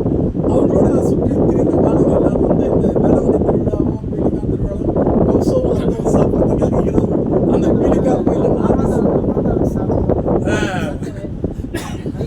மைக்கேல் நான் பார்த்தீங்கன்னா அந்த பீலிக்கான் கோயில் நான் நிறைய சினிமா பார்த்தது பீலிக்கான் கோயில். தொடர்ந்து திருவிழா சமயத்தில் அப்பெல்லாம் இரவுல சினிமா போடுவாங்க, தினந்தோறும் சினிமா. அப்போ என்னென்ன படம் போடுவாங்க, ஒரு நாளைக்கு 3 படம்லாம் போடுவாங்க தொடர்ந்து. அடுத்து 6 மணிக்கு தொடங்கி காலையில் வரும். அந்த மாதிரி சமயத்தில் நானும் மைக்கேல் அந்த வழக்கறிஞர் சத்தத்தில் இருப்போம். நாங்கள் அவங்க சொல்லி இந்த படம் போடுறாங்களேண்ணா அப்படின்னா இரவு எங்கள் வீட்டை ஏமாற்றிட்டு அந்த சினிமா பார்க்க இரவு வந்து அதன் பிறகு விடியற்காலையில் போட்டு எங்கள் வீட்டில் எழுதுக்கு முன்னாடி தூக்கி மறுநாள் ஸ்கூலுக்கு போன அனுபவங்களாக இருக்குது. அந்த பிலிக்கான் கோயில் அந்த சுற்றுச்சுவரில் அந்த பிலிக்கான் சுற்றுச்சுவரில் அப்போ வந்து இங்கே கிடையாது, அந்த பகுதியில் இருந்து அங்கே வந்து ஒரு தகர சீட்டு போட்ட வேளாங்கண்ணி அந்த எதிர்த்தல வந்து ஒரு அக்கா வந்து கோசு வைப்பாங்க. அதே போல் அத்தோடைய சுவை இதுவரை நான் சாப்பிட்டது கிடையாது. என் பிள்ளைங்களாம் சொல்லுவேன், அத்தோலாம் என்ன அர்த்தம், அந்த அக்கா கடை அத்த மாதிரி வராது அப்படின்னு சொல்லிட்டு. அப்படிப்பட்ட ஒரு பகுதி மிக சிறப்பான ஒரு நிகழ்வு. இனிமேல் இந்த என்னோட இதில் சொன்ன இந்த கல்வெட்டு பேசுகிற தேநீர் இலக்கிய நிகழ்வுக்கான ஒருவேளை பொருளாதார செலவு ஏதாவது இருந்தால் அந்த பொருளாதார செலவு தோழர்கள் தாராளமாக சொல்லலாம். அது ஏற்கனவே வந்து பங்கு போட்டுக்கிறது தான் முழுமையாக நான் ஏற்றுக்கிறேன். என்ன செலவாகுது, அந்த ஓராண்டுக்கான நிகழ்வு எவ்வளவு, அதே போல் வந்து நான் இந்த இருக்கைகள்லாம் கூட சொன்னேன், ஒட்டுமொத்தமாக ஒரே நிறத்தில் இருக்கைகள், இதெல்லாம் இலக்கிய கூட்டத்தையே வந்து இதெல்லாம் வந்து நான் அந்த புத்தகத்தை வடிவமைப்பு சொன்னேன். இந்த ஓவியரை வந்து நான் வந்து ஏற்கனவே 15 நாட்கள் கூட வச்சுருக்கேன். எனக்கு அந்த முகம் வர வரைக்கும் நான் இது பண்ணுறேன். என்ன முகமாக பார்த்தோம்னா ஏற்கனவே அதை பார்த்து ஒரு முகமாக இருக்கும். தோழர் சொன்ன மாதிரி பார்த்தசாரதி மாதிரி இருக்காங்க அப்படின்னு சொன்னாங்க இல்லைங்களா, அந்த பார்த்தசாரதி தான் பார்த்து 80களில் பார்த்தது. அதன் பிறகு அந்த பார்த்தசாரதி முகம் என் நினைவில் இருக்கிற முகத்தை வரைகிறதுக்காக அவர்கிட்ட பல்வேறு தளங்களில் அந்த படத்தை வரைய சொல்லி அதை இறுதிப்படுத்தின பிறகு ஒரு திருநங்கையை அட்டை அப்படிங்கிறதுக்காக அந்த அட்டை நூல் எழுதுறது அந்த மாதிரி பார்த்தா அதை படிக்கிற மாதிரி வாசை இது பண்ணுறது நிறைய நினைக்கணும். ஆனால் பெரிய பேசுகிறதாக நம்முடைய தளங்களை தாண்டி வேற இடத்துல இருக்கு. ஆனால் பேசாதபடி இருப்பதான் எனக்கு பேராக இருக்கு. ஏன்னா எனக்கு தொட்டில் கட்டிய பூமி அந்த இடத்துல வந்து நம்ம பேசுறது மகிழ்ச்சியாக இருக்குது. அதற்கான ஒரு தளத்தை அமைத்து தந்த சொன்ன பாரதி அறிவு எனக்கு உண்மையிலேயே வந்து நான் ஒரு மகிழ்ச்சியாக இதை சொல்ல வெட்கப்பட்ட ஒரு வெட்கத்தோடு தான் சொல்கிறேன். ஏன்னா நம்ம தோழர்களை நாம் யாருமே தெரியாமல் நம்ம வந்து ஏதோ ஒரு எங்கேயோ ஒரு பெரிய இடத்துல இருந்துச்சு இவரையெல்லாம் வந்து ரொம்ப ஒரு மாதிரி அந்த பேர் அடிக்கடி கேள்விப்பட்டிருக்கேன். அந்த எல்எல்ஏ பில்டிங்கில் பார்த்தோன்னா யாழினி முன்சாமிலாம் வந்து தொடர் இலக்கியங்களில் நான் கேள்விப்பட்டிருக்கேன். அப்போ இந்த மாதிரிலாம் இருக்கிற ஆளுமைகளை வந்து அவங்களோட தொடர்புகளை இருக்கு. இனி ஒரு நிகழ்வுகளை நான் தொடர்ந்து இருப்பேன். தொடர்ந்து செய்ய நம்ம அனைத்து இலக்கிய கூட்டம் என்பது நான் நிச்சயமாக அவங்களோட கலந்து பேசுவோம். இது ரொம்ப சீக்கிரமாக அவர் சொல்லும்போது சொன்னார் சீக்கிரம் முடிச்சிருந்தோம் அப்படின்னு சொல்லிட்டு. அதனால் எனக்கு பேச வாய்ப்பு கொடுத்தமைக்காக எனக்கு தளத்தை அமைத்ததற்காக அமைகிறேன். வணக்கம். அருமையான ஏற்புரை சுருக்கமாகவே தான் பேசியிருக்காரு. நேரம் கருதி சொல்லியிருக்காரு. இப்போ கன்னியாகுமரி ஸ்கூலில் படித்ததெல்லாம் ஒரு பெரிய அனுபவம். அதே மாதிரி டான்பஸ்கோ ஸ்கூலில் ஆக்டிஸ் பேசி ஹெச்எம் அவங்களாம் வந்து அந்த நற்கரணை வீரர்கள் கொடுக்கும்போது அந்த பாம்பு என்ற ஸ்லைட் ஃபிலிம் போடும் ஆப்பிரிக்காவில் வந்து அந்த பாம்பு வந்து நான் வாய்ஸ் கொடுத்தேன் 4ஆம் கிளாஸ் படிக்கும்போது. இதெல்லாம் வந்து ஒரு அந்த அது போன்ற பதிவுகளை தான் இன்றைக்கி நம்ம கொண்டு வரணும்னு நினைக்கிறேன். நானும் அது பற்றிய பதிவுகளை கொண்டு வரணும். சரி, படிப்பு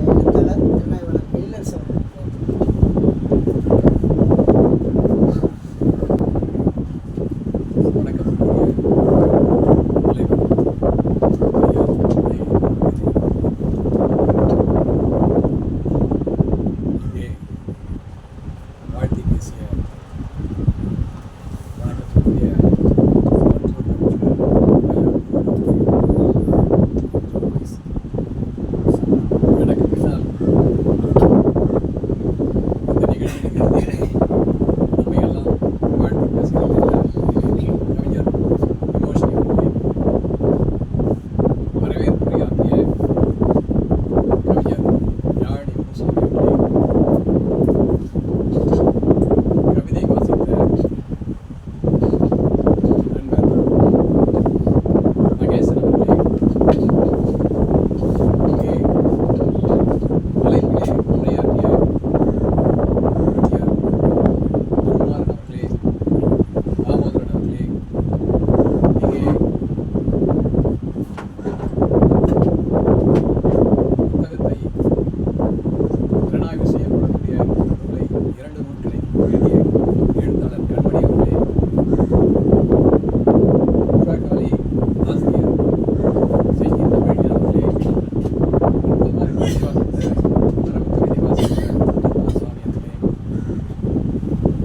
இந்த இனிய நிகழ்வை தேநீரும் இலக்கியம் என்கின்ற இனிய நிகழ்வை நடத்தப்பட்டிருக்கிற கவிஞர் சொர்ணபாரதி அவர்களே, உங்கள் அனைவருக்கும் எனது இனிய மதியம். சொர்ணபாரதி தேநீரும் இலக்கியமும் நல்ல பேர் இதை பற்றி எனக்கு முன்னால் பேசினாங்க. அந்த காலத்தில் தான் இலக்கியம் சங்க காலத்தில் தேநீர் கிடையாது, மொந்தையில் கல். அதில் கூட ஒரு டிஸ்கிரிமினேஷன் இருந்தது. என்னன்னா கவிஞர் பெரியம் அவர்களே, என்னன்னா மொந்தை கல் ஔவையார் வந்து பாடுறாங்கன்னாக்கா பக்கத்தில் அந்த பாட்டை கேட்கறதுக்கு ராஜா உட்கார்ந்துருக்காரு.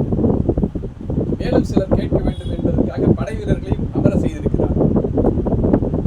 இது ஔவையாருடைய பாடல்ல பதிவாயிருக்கு. இந்த தகவல் பதிவாகவில்லை என்றால் கூட நாம் ஊகிக்க முடியும். பெரிய கல் பெரினே, சிறிய கல் பெரினே அப்படின்னாங்க. அப்போ என்ன அர்த்தம்? அவ்வை பாடும்போது ராஜா பெரிய மொந்தை ஒருத்தர் கொடுத்துருக்காரு, சிறிய மொந்தை ஒருத்தர் கொடுத்துருக்காருன்னு அவ்வை பார்த்துருக்காங்க. ஆக மந்தை இப்பொழுது தேநீராக மாறியிருக்கிறது. இந்த தேநீர் தொடர நீண்ட காலம் வெற்றியோடு நடைபெற என்னுடைய வாழ்த்துக்களை எனக்கு அற்புதமான இந்த பிறந்தநாள் விழாவை நடத்திய கவிஞர் சொர்ணபாரதி அவர்கள் வாழ்த்துக்களுடைய அனைத்து நண்பர்களுக்கும் அது நெஞ்சார்ந்த நன்றிகளை தெரிவித்துக்கிறேன். புறக்காலை சிறுகதை செஞ்சி தமிழியன். செஞ்சி தமிழியனோட ஒரு கதையை நம்ம சங்கரபாண்டியன்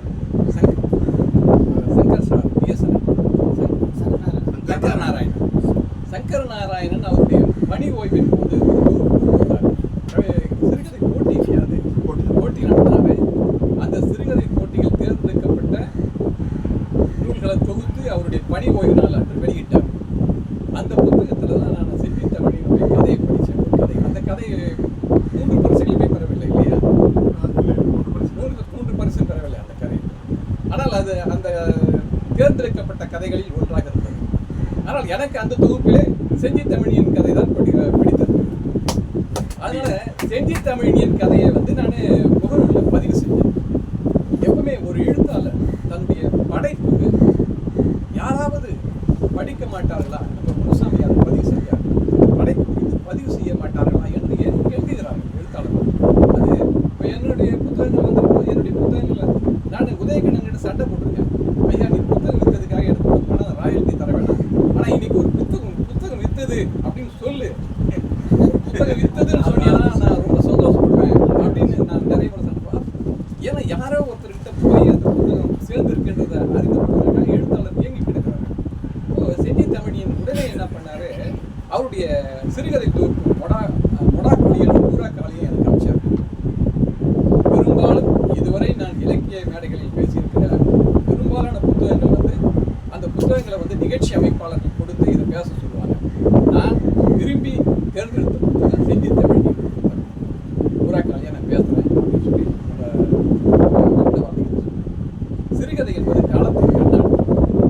சுகுமாரன் பேசும்போது சொன்னார் இல்லையா, வட சென்னை தான் உண்மையான சென்னை, தென் சென்னை வீங்கி இருக்கிறது. இது சிறுகதையில் பதிவாகி இருக்கிறது. தேவன் ஒரு சிறுகதை எழுதியிருக்காரு. அந்த சிறுகதையில் சொல்றாரு,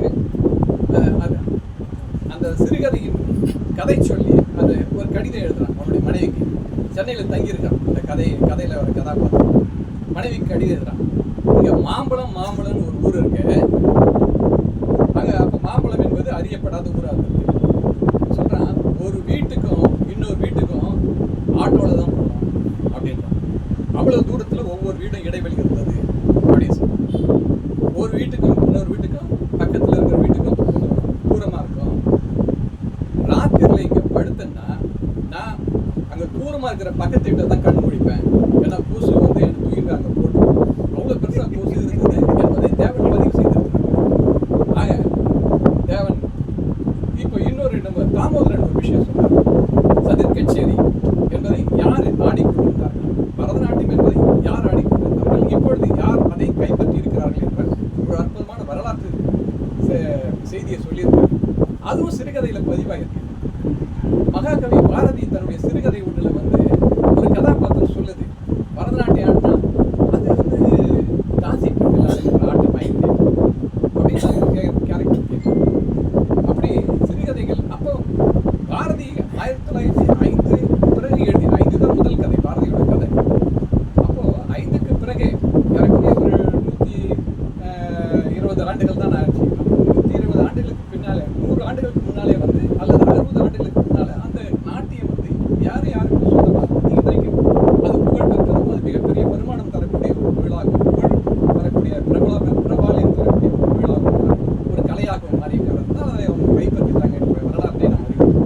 சிறுகதைகள் ஏன் செஞ்சி தமிழினுடைய கதையை வந்து ஏன் எனக்கு பிடிக்குது அப்படின்னு கேட்டேன்னா, என் நெஞ்சுக்கு நெருங்கிய அது கதைகளாக செஞ்சி தமிழின் கதை இருக்குது அப்படின்றது காரணம் உண்டு. ஏதோ ஒரு வகையில் அந்த கதையோட நான் கனெக்ட் ஆகும். இளையராஜா சொல்றார், என்னுடைய பாட்டை நீங்கள் ரசிக்கிறீர்கள் என்று சொன்னால் அந்த பாட்டின் வெட்டு, அந்த பாட்டின் இசை உங்களுக்குள்ளே இருக்கிறது. உங்களுக்குள்ளே என்னுடைய இசை இல்லாமல் இருந்தால் நீங்கள் அந்த என்னுடைய பாட்டை நீங்கள் ரசித்திருக்க முடியாது அப்படின்றார். ஆக அவரு எழுதுற ஒரு விஷயம் எனக்குள்ள இருக்கு. எப்படி இளையராஜா பாட்டை என்னால போட முடியாதோ அதே மாதிரி செஞ்சி தமிழின் எழுத கதையை என்னால எழுத முடியாது. ஆனா அந்த கதை எனக்குள்ளே இருக்கிறது. எனக்கு பதிலாக அவர் சொல்கிறார் செஞ்சி தமிழினுடைய கதை என்னால நெஞ்சுக்கு நிறுத்தமாக அவருடைய கதைகள் பெரும்பாலான கதைகள் விவசாயம் சார்ந்த, விவசாயம் அல்லது அந்த மண்ணின் கதைகள் தான் எல்லாமே அவருடைய கதைகள். இந்த தொகுப்புல, இந்த ஊராகாலி என்கின்ற இந்த தொகுப்புல 16 கதைகள் இருக்கு.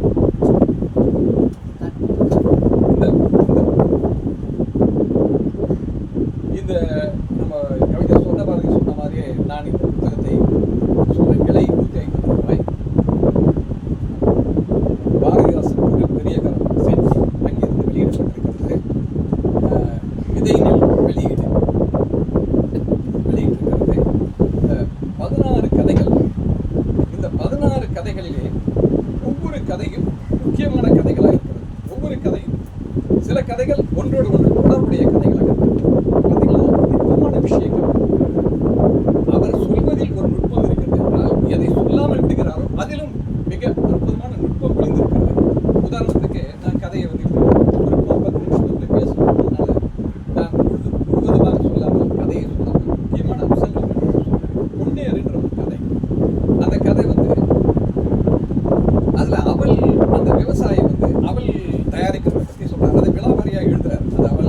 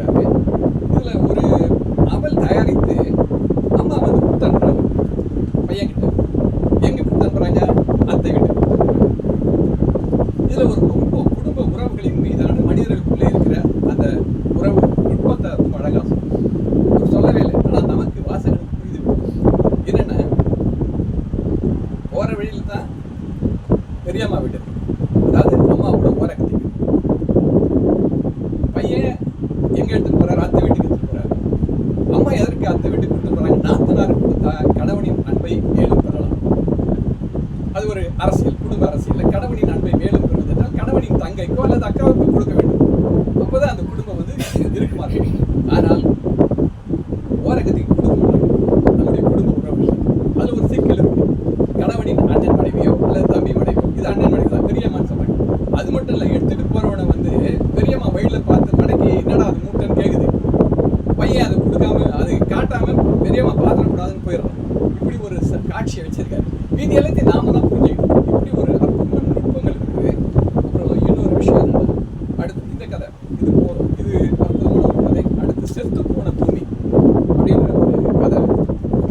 அந்த கதை என்னன்னா, விவசாய நிலங்கள் இருக்கு. விவசாய பிள்ளைங்க ரெண்டு, ஒரு பையன் வந்து மும்பையில் இருக்காரு, ஒரு பையன் சென்னையில் இருக்காரு. சென்னையில் ஒரு பையன் புதுமனைக்கு விழா நடத்துறாரு. அதை வராரு, அந்த அப்பா வராரு. அப்பா வந்து எந்த காரணத்தை கொண்டு தன்னுடைய கிராமத்தை கொண்டு தன்னுடைய இருப்பிடத்தை விட்டு, நிலத்தை விட்டு வெளியே போகணும் விரும்பாதவர். அவர் வராரு. அப்போ வந்து அந்த பையனோட வீட்டுக்கு வரும்போது அது 17வது மாடி. அது அப்படி அடுக்கலாம். இது கழுத்து வலிக்கு இருந்து பார்க்குறாரு. அந்த 17வது மாடியில் போயிருக்காரு. அது முறைப்படி நமது குடும்ப உறவுகளில் என்னெல்லாம் நடக்குமோ அதெல்லாம் நடக்கும்போது அதெல்லாம் பண்ணுறாரு. ஆனால் அங்கே தங்குவதற்கு அப்பா கொடுக்கல. பிள்ளைங்க வந்து ரொம்ப நேசிக்கிறாங்க, அப்பா ரொம்ப நேசிக்கிறாங்க. அப்பாவுக்கு செய்ய வேண்டிய மரியாதையை செய்கிறார்கள், அன்பை கொடுத்து பரிமாறுகிறார்கள். ஆனால் அப்பாவுக்கு எப்போ கிராமத்துக்கு போனது அதில் முக்கியமான விஷயம் என்னன்னா, பையன்கிட்ட சொல்றாரு, 2வது பையன் டாய்லெட் போகணும், பாத்ரூம் போகணும் அப்படின்னு சொல்லும்போது வந்து டாய்லெட் போகணும், திறந்து காட்டணும், ரெஸ்ட் ரூமை திறந்து காட்டணும். வீட்டுக்குள்ளேயே விலைக்கு போகிறது இந்த கொசைக்கு தர கிரானைட் போட்டுருக்கு. என்னால் இங்கே எப்படியாவது பண்ணுறாரு. பையன் காரில் ஏற்றிக்கிட்டு நகருக்கு வெளியில் அவர் இட்டுன்னு போய் அங்கே ஒரு கேண்டி காட்டில் நகருக்கு வெளியில் ஒரு முதல் நகர பகுதியில் பையன் சொல்கிறாங்க, தண்ணின்ற எல்லாம் பாட்டில் கொண்டு வர பாட்டிலான்ற இந்த காட்சியெல்லாம் பார்த்தீங்கன்னா ரொம்ப எனக்கு புதுசு. இது அப்புறம் எனக்கு ரொம்ப புதுசு என்னன்னா, இது மாதிரி போகிறதே வந்து புதுசு இல்லை. ஏன்னா வந்து சென்னை வெள்ளைக்காடாக இருக்கும்போது நாங்கள் வந்து நம்ம மாதவரத்தில் மிகப்பெரிய செலவு ஒன்று இருக்கிறீங்களா, பெரிய அங்கே போவோம். அந்த காலத்தில் வந்து வீட்டில் யார் வீட்லையும் கழிப்பறை கட்டாத சைக்கிள்லாம் இருக்குது. இங்கே வழக்கமாக அந்த சிண்டிகேட் கிரவுண்டில் தான் மெட்ரோ இல்லை இருக்குது, அங்கே போவோம். அதெல்லாம் வெள்ளைக்காடாக மாறிக்கிட்டு பிறகு அங்கே போய் சைக்கிள் மாதவரம் ஏறக்குறைய ஒரு 10 கிலோமீட்டர் தள்ளி போய் இருக்கிற ஒரு காலம் இல்லை. அதனால வந்து அவர் வந்து காரில் அவ்வளோ தூரம் பயணித்து போகிறாருன்ற புது விஷயம். ஆரோக்கியமான எல்லாமே வயசில் பெரியவர், அவ்வளோதான். பையன் தண்ணி ஊற்றுறான், அங்கேதான் டச்சிங். ஒரு அம்மா மகளுக்கு கொடுப்பான், ஆனால் மகன் அம்மா மகளுக்கு கொடுப்பான், மகள் அம்மாவுக்கு கொடுப்பான். இதை நம்ம பார்த்தோம். அதே மாதிரி அம்மா குளிப்பாடுவோம், பெண் குளிப்பாடு, மகள் குளிப்பாடு, மகளை அம்மா குளிப்பாடு. அப்பாவை அதுவும் உடம்பு சரியில்லாமல் போயிட்டா அப்பாவை கவனிப்பாங்க, எல்லா பிள்ளைகளும் கவனிப்பாங்க. ஆனால் இங்கே குடும்ப ஆரோக்கியமாக இருக்கிற மிகவும் தெளிவாக இருக்கிற விவசாயி, இன்னும் உழைத்து கொண்டிருக்கிற ஒரு மனிதரை அவருக்கு பையன் சரியாக இப்படிலாம் அந்த காட்சி ரொம்ப அற்புதமான விஷயம் இருக்கு. இன்னொன்று அந்த கதைகள் முக்கியமான விஷயம் என்னன்னா, சொல்றாரு அவருடைய பேத்தி முறை, சொந்த பேத்தி அல்ல, பேத்தி முறை ஒரு இருக்கிற ஒரு குழந்தை இருக்கு, இருக்கு. அந்த அம்மாவும் இருக்காங்க. அவங்களுக்கு ஒரு அந்த 1.5 ஏக்கர் 2 ஏக்கர் எழுதி வச்சிருக்காங்க அப்படின்னு சொல்றாங்க. ஆக எளிய மனிதர்கள் எப்படி ஒரு அரவணைப்பு தார்மீகம். நீங்க இந்த நிலத்தெல்லாம் வித்துருங்க, பிள்ளைங்கிட்ட சொல்றாரு, உங்களுக்கு தேவைப்படும்போது வித்துருங்க, ஆனால் நான் உயிரோட விற்காதீங்க அப்படின்னு சொல்லி இருக்கிறார். ஆனால் பிள்ளைகள் விற்க வேண்டிய சூழல் அவர்களுக்கு ஏற்படுது. பிள்ளைகள் மேலே ஒரு புதுசு அதில் இந்த இடத்துல கதையில் அது மாதிரி ஒரு சூழல் ஏற்படுது. வித்து விடுகின்ற நேரம் இருக்குது. அந்த குழந்தைங்களுக்கு அந்த பேத்தி முறை குழந்தைக்கு ஆக எப்பயுமே வந்து எல்லா காலத்திலும் எளிய மனிதர்கள் அறம் சார்ந்த உணர்வோடு தங்கள் வாழ்விலே யார் தனக்கு நன்மை செய்கிறார்களோ அவர்களுக்கு நன்மை செய்யணும் அப்படின்ற அவர் தான் விதை நெல் தாத்தாவோ செஞ்சு, அவர் தான் விதை நெல் தாத்தா. அந்த கேரக்டர் வந்து எவ்வளவு முக்கியத்துவம் வாய்ந்ததுன்னா அதுதான் கதையில் முக்கிய விஷயம். முக்கியமான விஷயம் என்னன்னா, அவர் வந்து விதை நெல்லை எப்பவுமே காப்பாற்றி கொண்டு வருகிறார். ஊரில் பயங்கரமான பஞ்சம் ஏற்படும். அப்போ அவர்கிட்ட கோணி நிறைய மூட்டை நிறைய விதை நெல்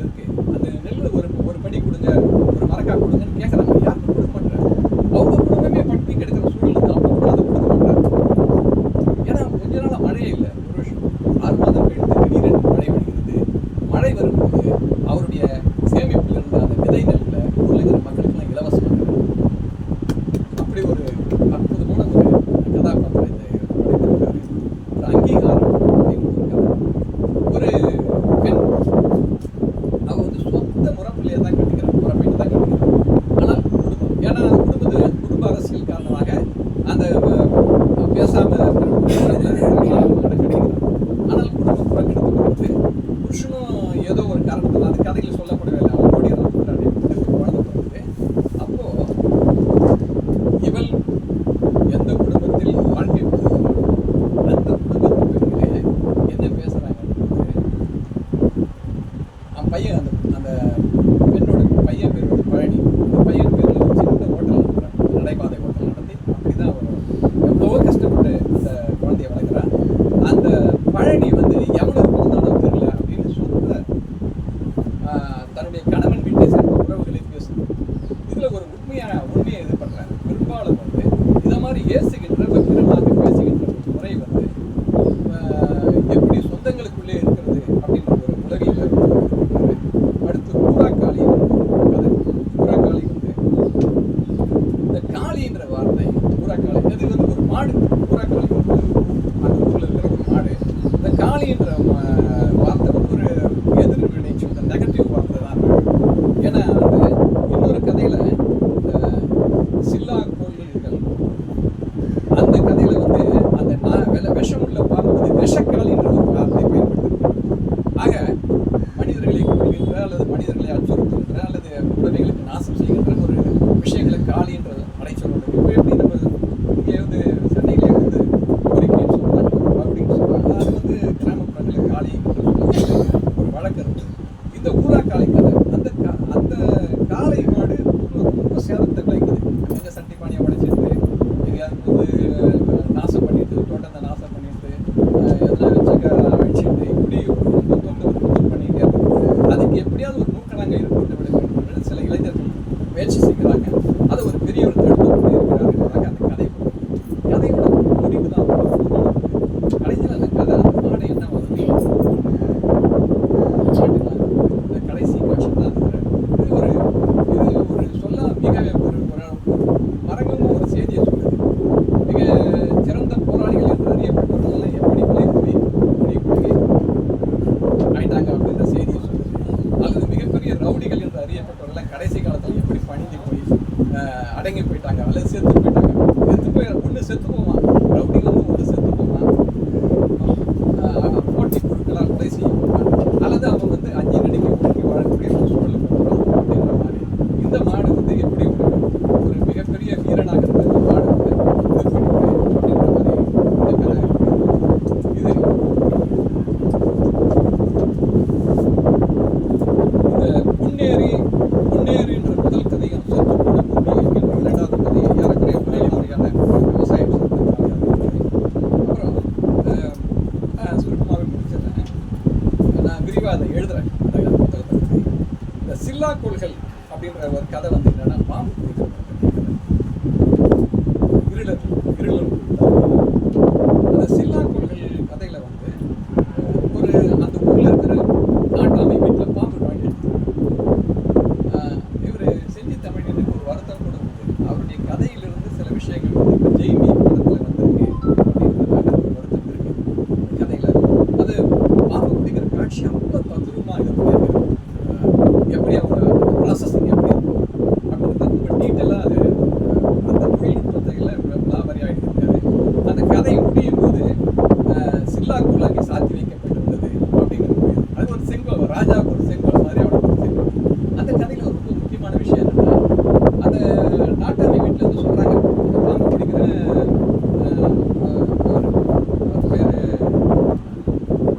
வண்டு போய் அழிச்சிட்டு வா. அவன் அப்படி ஜனங்க பேசுகிறான், வண்டு வந்தான்னா கண்டிப்பாக பிடிச்சிடும், அது எவ்வளோ பெரிய பாம்பா ராஜநாயகம் வந்தால் பிடிச்சிடுன்ற மாதிரி வீட்டில் பேசிக்கிறாங்க. வண்டு வீட்டுக்கு போகிறாங்க, வண்டு சாப்பிட்டுருக்காரு, வண்டோட இருக்காங்க. அந்த வந்து என்ன அந்த இடத்துல என்ன கொஞ்சம் பேசுது. அப்போ கூப்பிட போட ஊர்னும் போது இப்போ இது வந்து இருளர் வந்து சேரி விடுகிறார். சேரியும் இல்லாமல் சேரிக்கும் ரொம்ப ஒதுக்கப்படும் அந்த ஏரிக்கு பக்கத்தில் ஒரு புறம்பக்கத்தில் வீடு கட்டி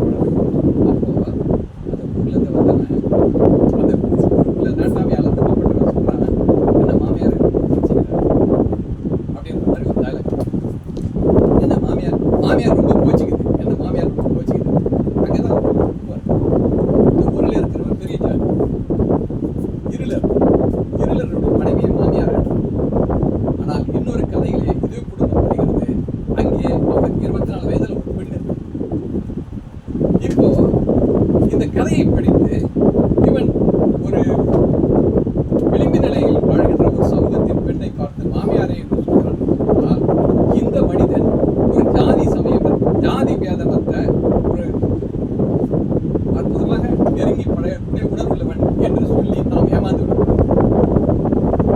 இருளன் மகன் மாறி அவனும் அங்கே நாட்டமை உறவினர்களில் ஒருவரை பார்த்து என்ன மாமியாரே என்று கூப்பிடுவதற்கு அனுமதி இருந்தால் அவன் பேச முடியுமா?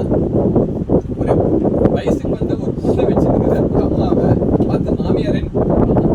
ஆனா அதே இருளர் ஜாதியை சேர்ந்த ஒருத்தர் தன்னுடைய மனைவியை பார்த்து மாமியாரேன்னு கூப்பிட்டாம அனுமதிப்பானா என்ற கேள்வி நமக்கு எழுகிறது.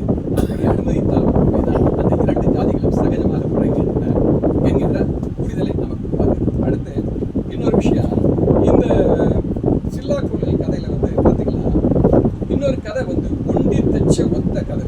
அந்த கதையை முழுக்க முழுக்க அந்த இருளர் கொடுக்கிறது. இது இந்த கதை ரொம்ப பிரமாதமான கதை. என்னன்னா, ஒரு ஆதிக்க ஜாதி ஒரு என்ன ஜாதின்றது சொல்றாரு. முதலியார் தமிழகத்தை சேர்ந்த ஒரு ஆதிக்க ஜாதி. எப்படின்னா தென்னார் கடந்து முழுக்க அவங்க ஆதிக்க சமூகத்தில் தான் இருந்தாங்க. அதனால்தான் இங்க ஒரு முக்கியமான விஷயம் என்னன்னா, 60-70 வருடங்களுக்கு முன்னாடி தென்னார் மாவட்டத்தில் மிக பெரிய இடதுசாரி போராட்டம், நக்சலைட் போராட்டம் நடந்தது. அது ஒரு வகையில் அப்போ ஜாதிய ரீதியான போராட்டம் அல்ல, அது வர்க்கம் சார்ந்த போராட்டம். ஆனால் அப்படி போராடியவர்கள் வேறு சமூகத்தை சார்ந்தவர்கள் அப்படின்றது ஒரு வரலாற்று உண்மை. இப்போ இந்த இடத்துல பார்த்தீங்கன்னா இந்த கதையில் அது மாதிரி விஷயங்கள் ஒன்றுமே இல்லை. உங்களுக்கு யதார்த்தமான கதைகள் தான். இந்த ஒண்டி தச்ச கதையில் அந்த முதலியார் வீட்டில் காலத்தில் இவங்க போய் வேலை செய்கிறாங்க. வேலை செய்யும்போது அவங்க எப்படி அவங்களுக்கு கூலி தராங்கன்ற விஷயம் கதையில் இருக்கும். அப்புறம் அந்த கழனிக்குள்ளே வலைகள் இருக்குது, எலி வலைகள். அந்த எலி வலைகளை அப்படிங்கிற அந்த ப்ராசஸிங்கில் பிரமாதமாக யதார்த்தமாக எழுதியிருக்காங்க. எழுதியிருக்கும்போது கதையோட முடிவு அந்த எலியை எதிர்ப்பு அப்படிங்கிற அந்த எலியை அவங்க சாப்பிட்றாங்க. இருளர்கள் எலிக்கறியை சாப்பிட்றாங்க. அதனால எலிகளை பிடிச்சி ரொம்ப நிறைய எலிகள் மாட்டுது. அது ரொம்ப சந்தோஷப்படுறாங்க. எலி பொந்துக்குள்ள எலி பதுக்கி வச்சிருந்த நெற்களையே அவங்க நெல்லெல்லாம் சேமிக்கிறாங்க. சேர்ந்து அது ஒரு மூட்டை நெல் சேர்ந்து இவ்வளோ நெல் சேர்ந்து அந்த முதலியார் சுமந்தாரான நில உடைமையாளரான முதலியார் பிரச்சனை பண்ணார். அவருடைய அந்த மனைவி முதலியார் இந்த நெல்லை கொடுத்துட்டு உடனே இந்த இருளருடைய மனைவி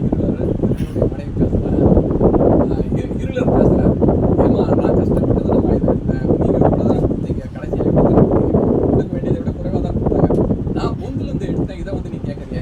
நாங்கள் இந்த எலியை பிடிக்கலாம் உங்கள் கழனி இப்படி வலிஞ்சிருக்கலாம், கழனி பாதிக்கப்படுது, அது நான் தான் எலிகளை கழனியில் காப்பாற்றினேன்.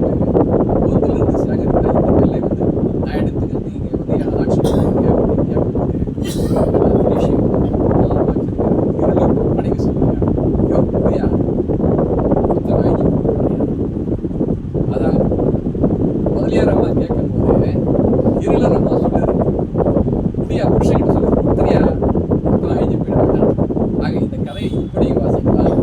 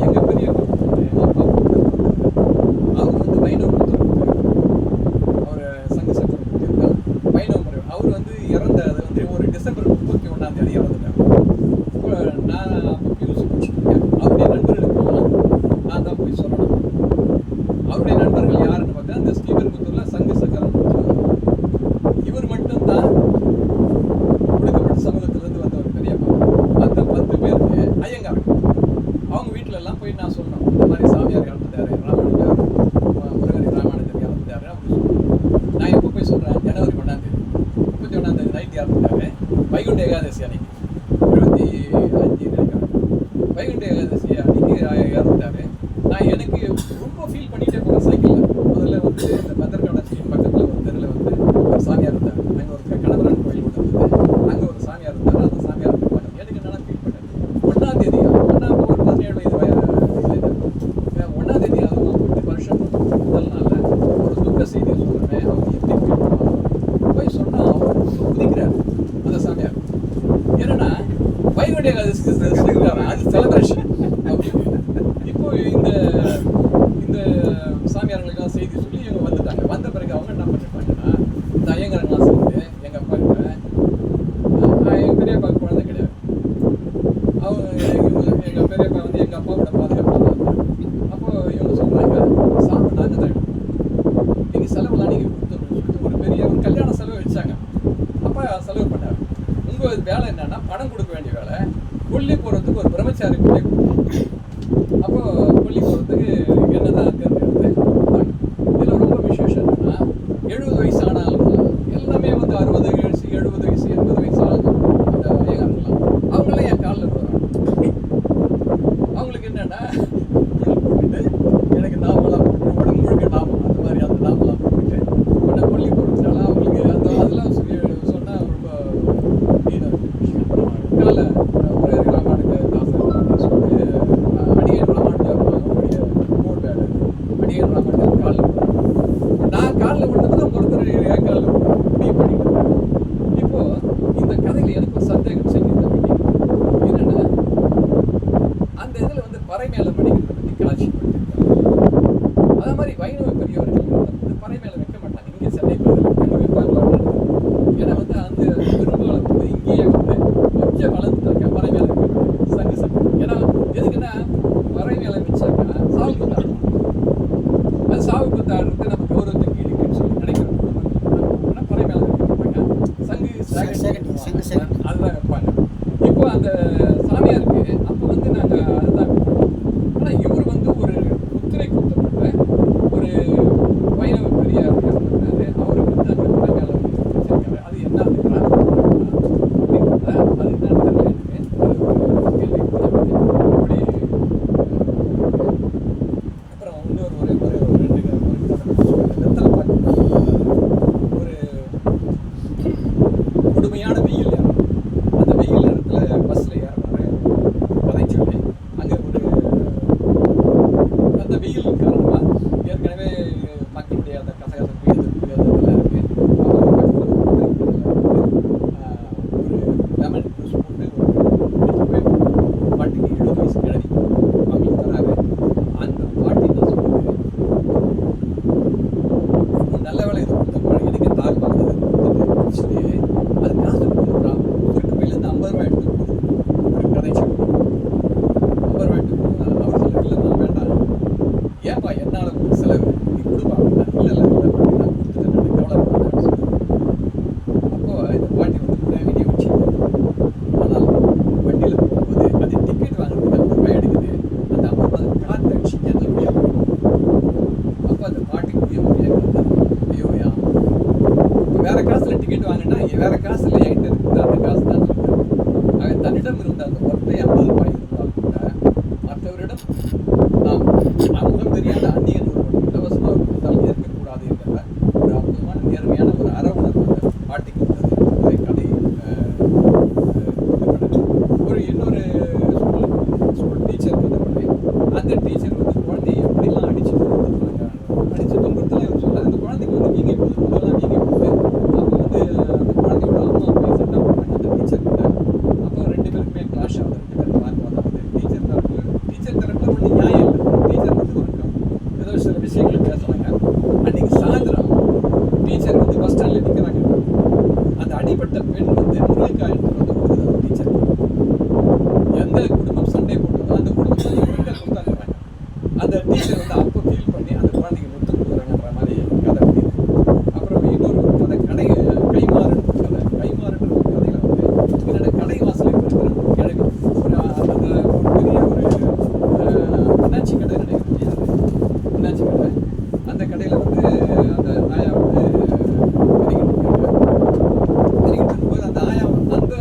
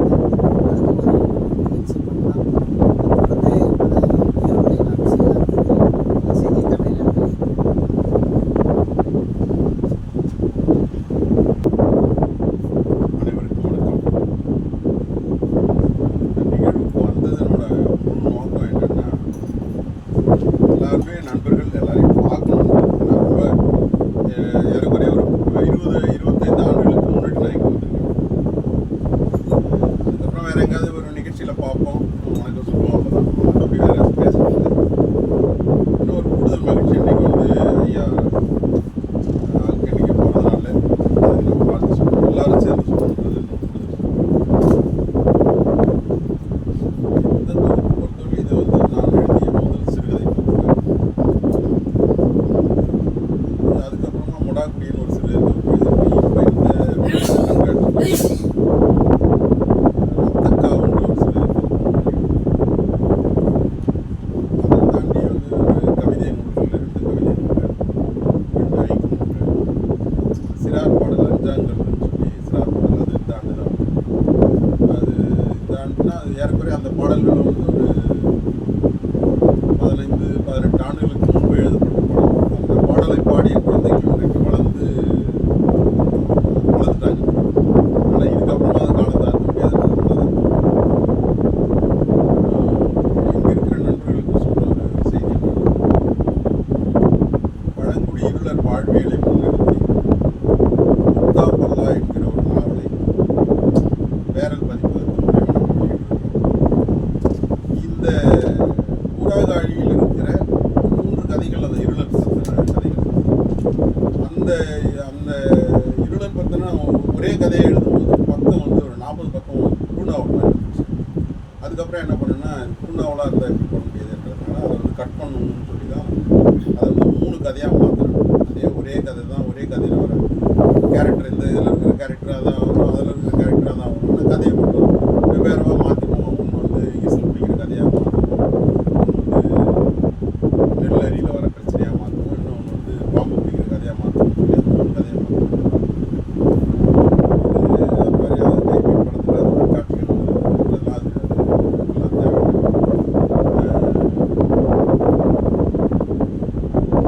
சொர்ணபாரதி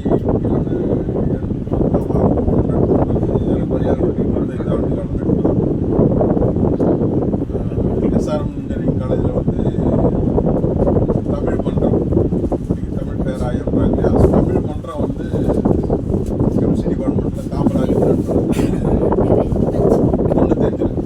95 வந்து நாங்கள் தான் முதல்ல அந்த தமிழ் மன்றம் கணேசன் ஆரம்பிக்கணும். ஆரம்பிக்கும் போது அங்கே ஒரு கவியரங்கம். அந்த கவியரங்கத்துக்கு யாராருன்னா கவின் வராரு, சொன்னபாரதி வராரு, அமிர்தம் சூர்யா வராரு, நான், காமராஜ், செல்லமக்கள், பிரியம், இந்த மாதிரி எல்லாரும் சேர்ந்து தான் ஒரு கவியரங்கம். அதுக்கப்புறமா வந்து நம்ம தொடர்ந்து வந்து நம்ம இங்கே வர்றதுன்றது வந்து அது ஒரு ஞாயிற்றுக்கிழமை ஆச்சுன்னா இங்கே ஏதாவது ஒரு கூட்டம் நடந்ததுன்னா ஒரு கார்டு ஒன்று போடுவாங்க. வேட்டையை நோக்கி வா என்கிற தலைப்பில் 24 வரி கவிதை எழுவரமும் அப்படின்னு ஒரு தலைப்பு போட்டு அமிர்தம் சூர்யாதனா ஒரு தலைப்பு போட்டு அனுப்புவார். அப்படிதான் நம்ம வந்து ஒரு இலக்கியத்தின் ஒரு பயிற்சி பற்றறை தான் அது. என்னை பொறுத்தவரை எனக்கு வந்து பயிற்சி பற்றறை தான் இந்த நிலம். இங்கிருந்து தான் நான் வந்து நிறைய விஷயங்களை கற்றுட்டு இருந்திருக்கேன். நிறைய விஷயங்களை எழுதணும்னு தோணியிருக்கு.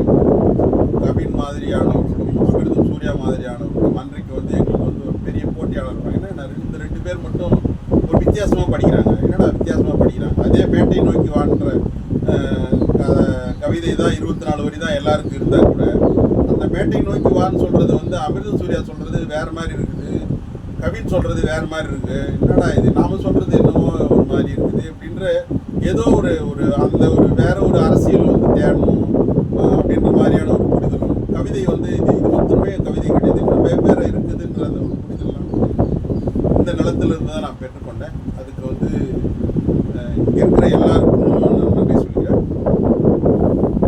அடுத்து நம்ம இந்த வேரல் பதிப்பகத்தில் அது மொத்தம் கிடைக்குது, நண்பர்கள் வாங்கி வாசிக்கணும். அது வந்து முழுக்கவே நிலப்பரப்பில் வாழ்கிற, ஏன்னா பொதுவாகவே பழங்குடிகள்னாவே நமக்கு வந்து மலையில் இருக்கிறவங்க அவங்க வித்தியாசமாக ட்ரெஸ் பண்ணிட்டு இருப்பாங்க, சுற்றி டான்ஸ் ஆடுவாங்க, இந்த மாதிரியான ஒரு புத்தி தான் இருக்குது. ஆனால் அதை தாண்டி நம் பக்கத்திலேயே நம் வீட்டுக்கு அருகிலேயே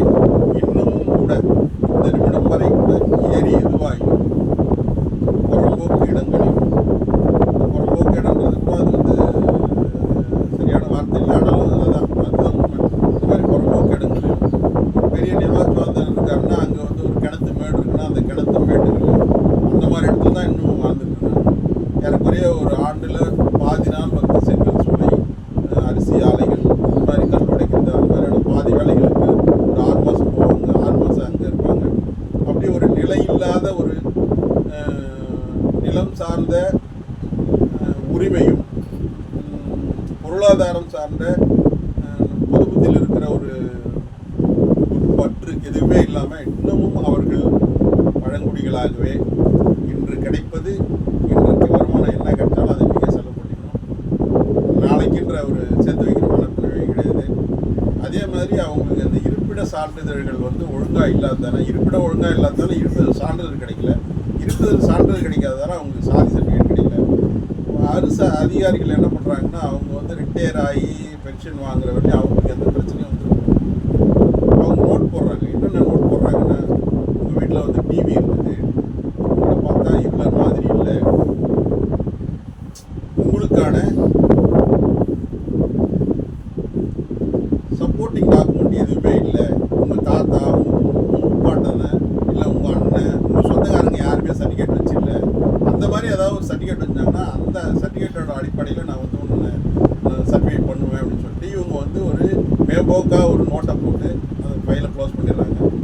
அந்த மாதிரி இப்போ ஒரு நம்ம ஒரு ஜாதி சர்டிஃபிகேட் வாங்குறோம்னா கூட நம்ம வந்து தாசில்தார்கிட்ட போனாலே இன்றைக்கி நமக்கு வேலை முடிஞ்சிடும். ஆனால் அவங்க வந்து தாசில்தாரை தாண்டி சப் கலெக்டர் ரேஞ்சில் இருக்கிறவங்க தான் வந்து விசாரணை பண்ணணும், அதுவும் நேராக வந்து விசாரணை பண்ணி தான்.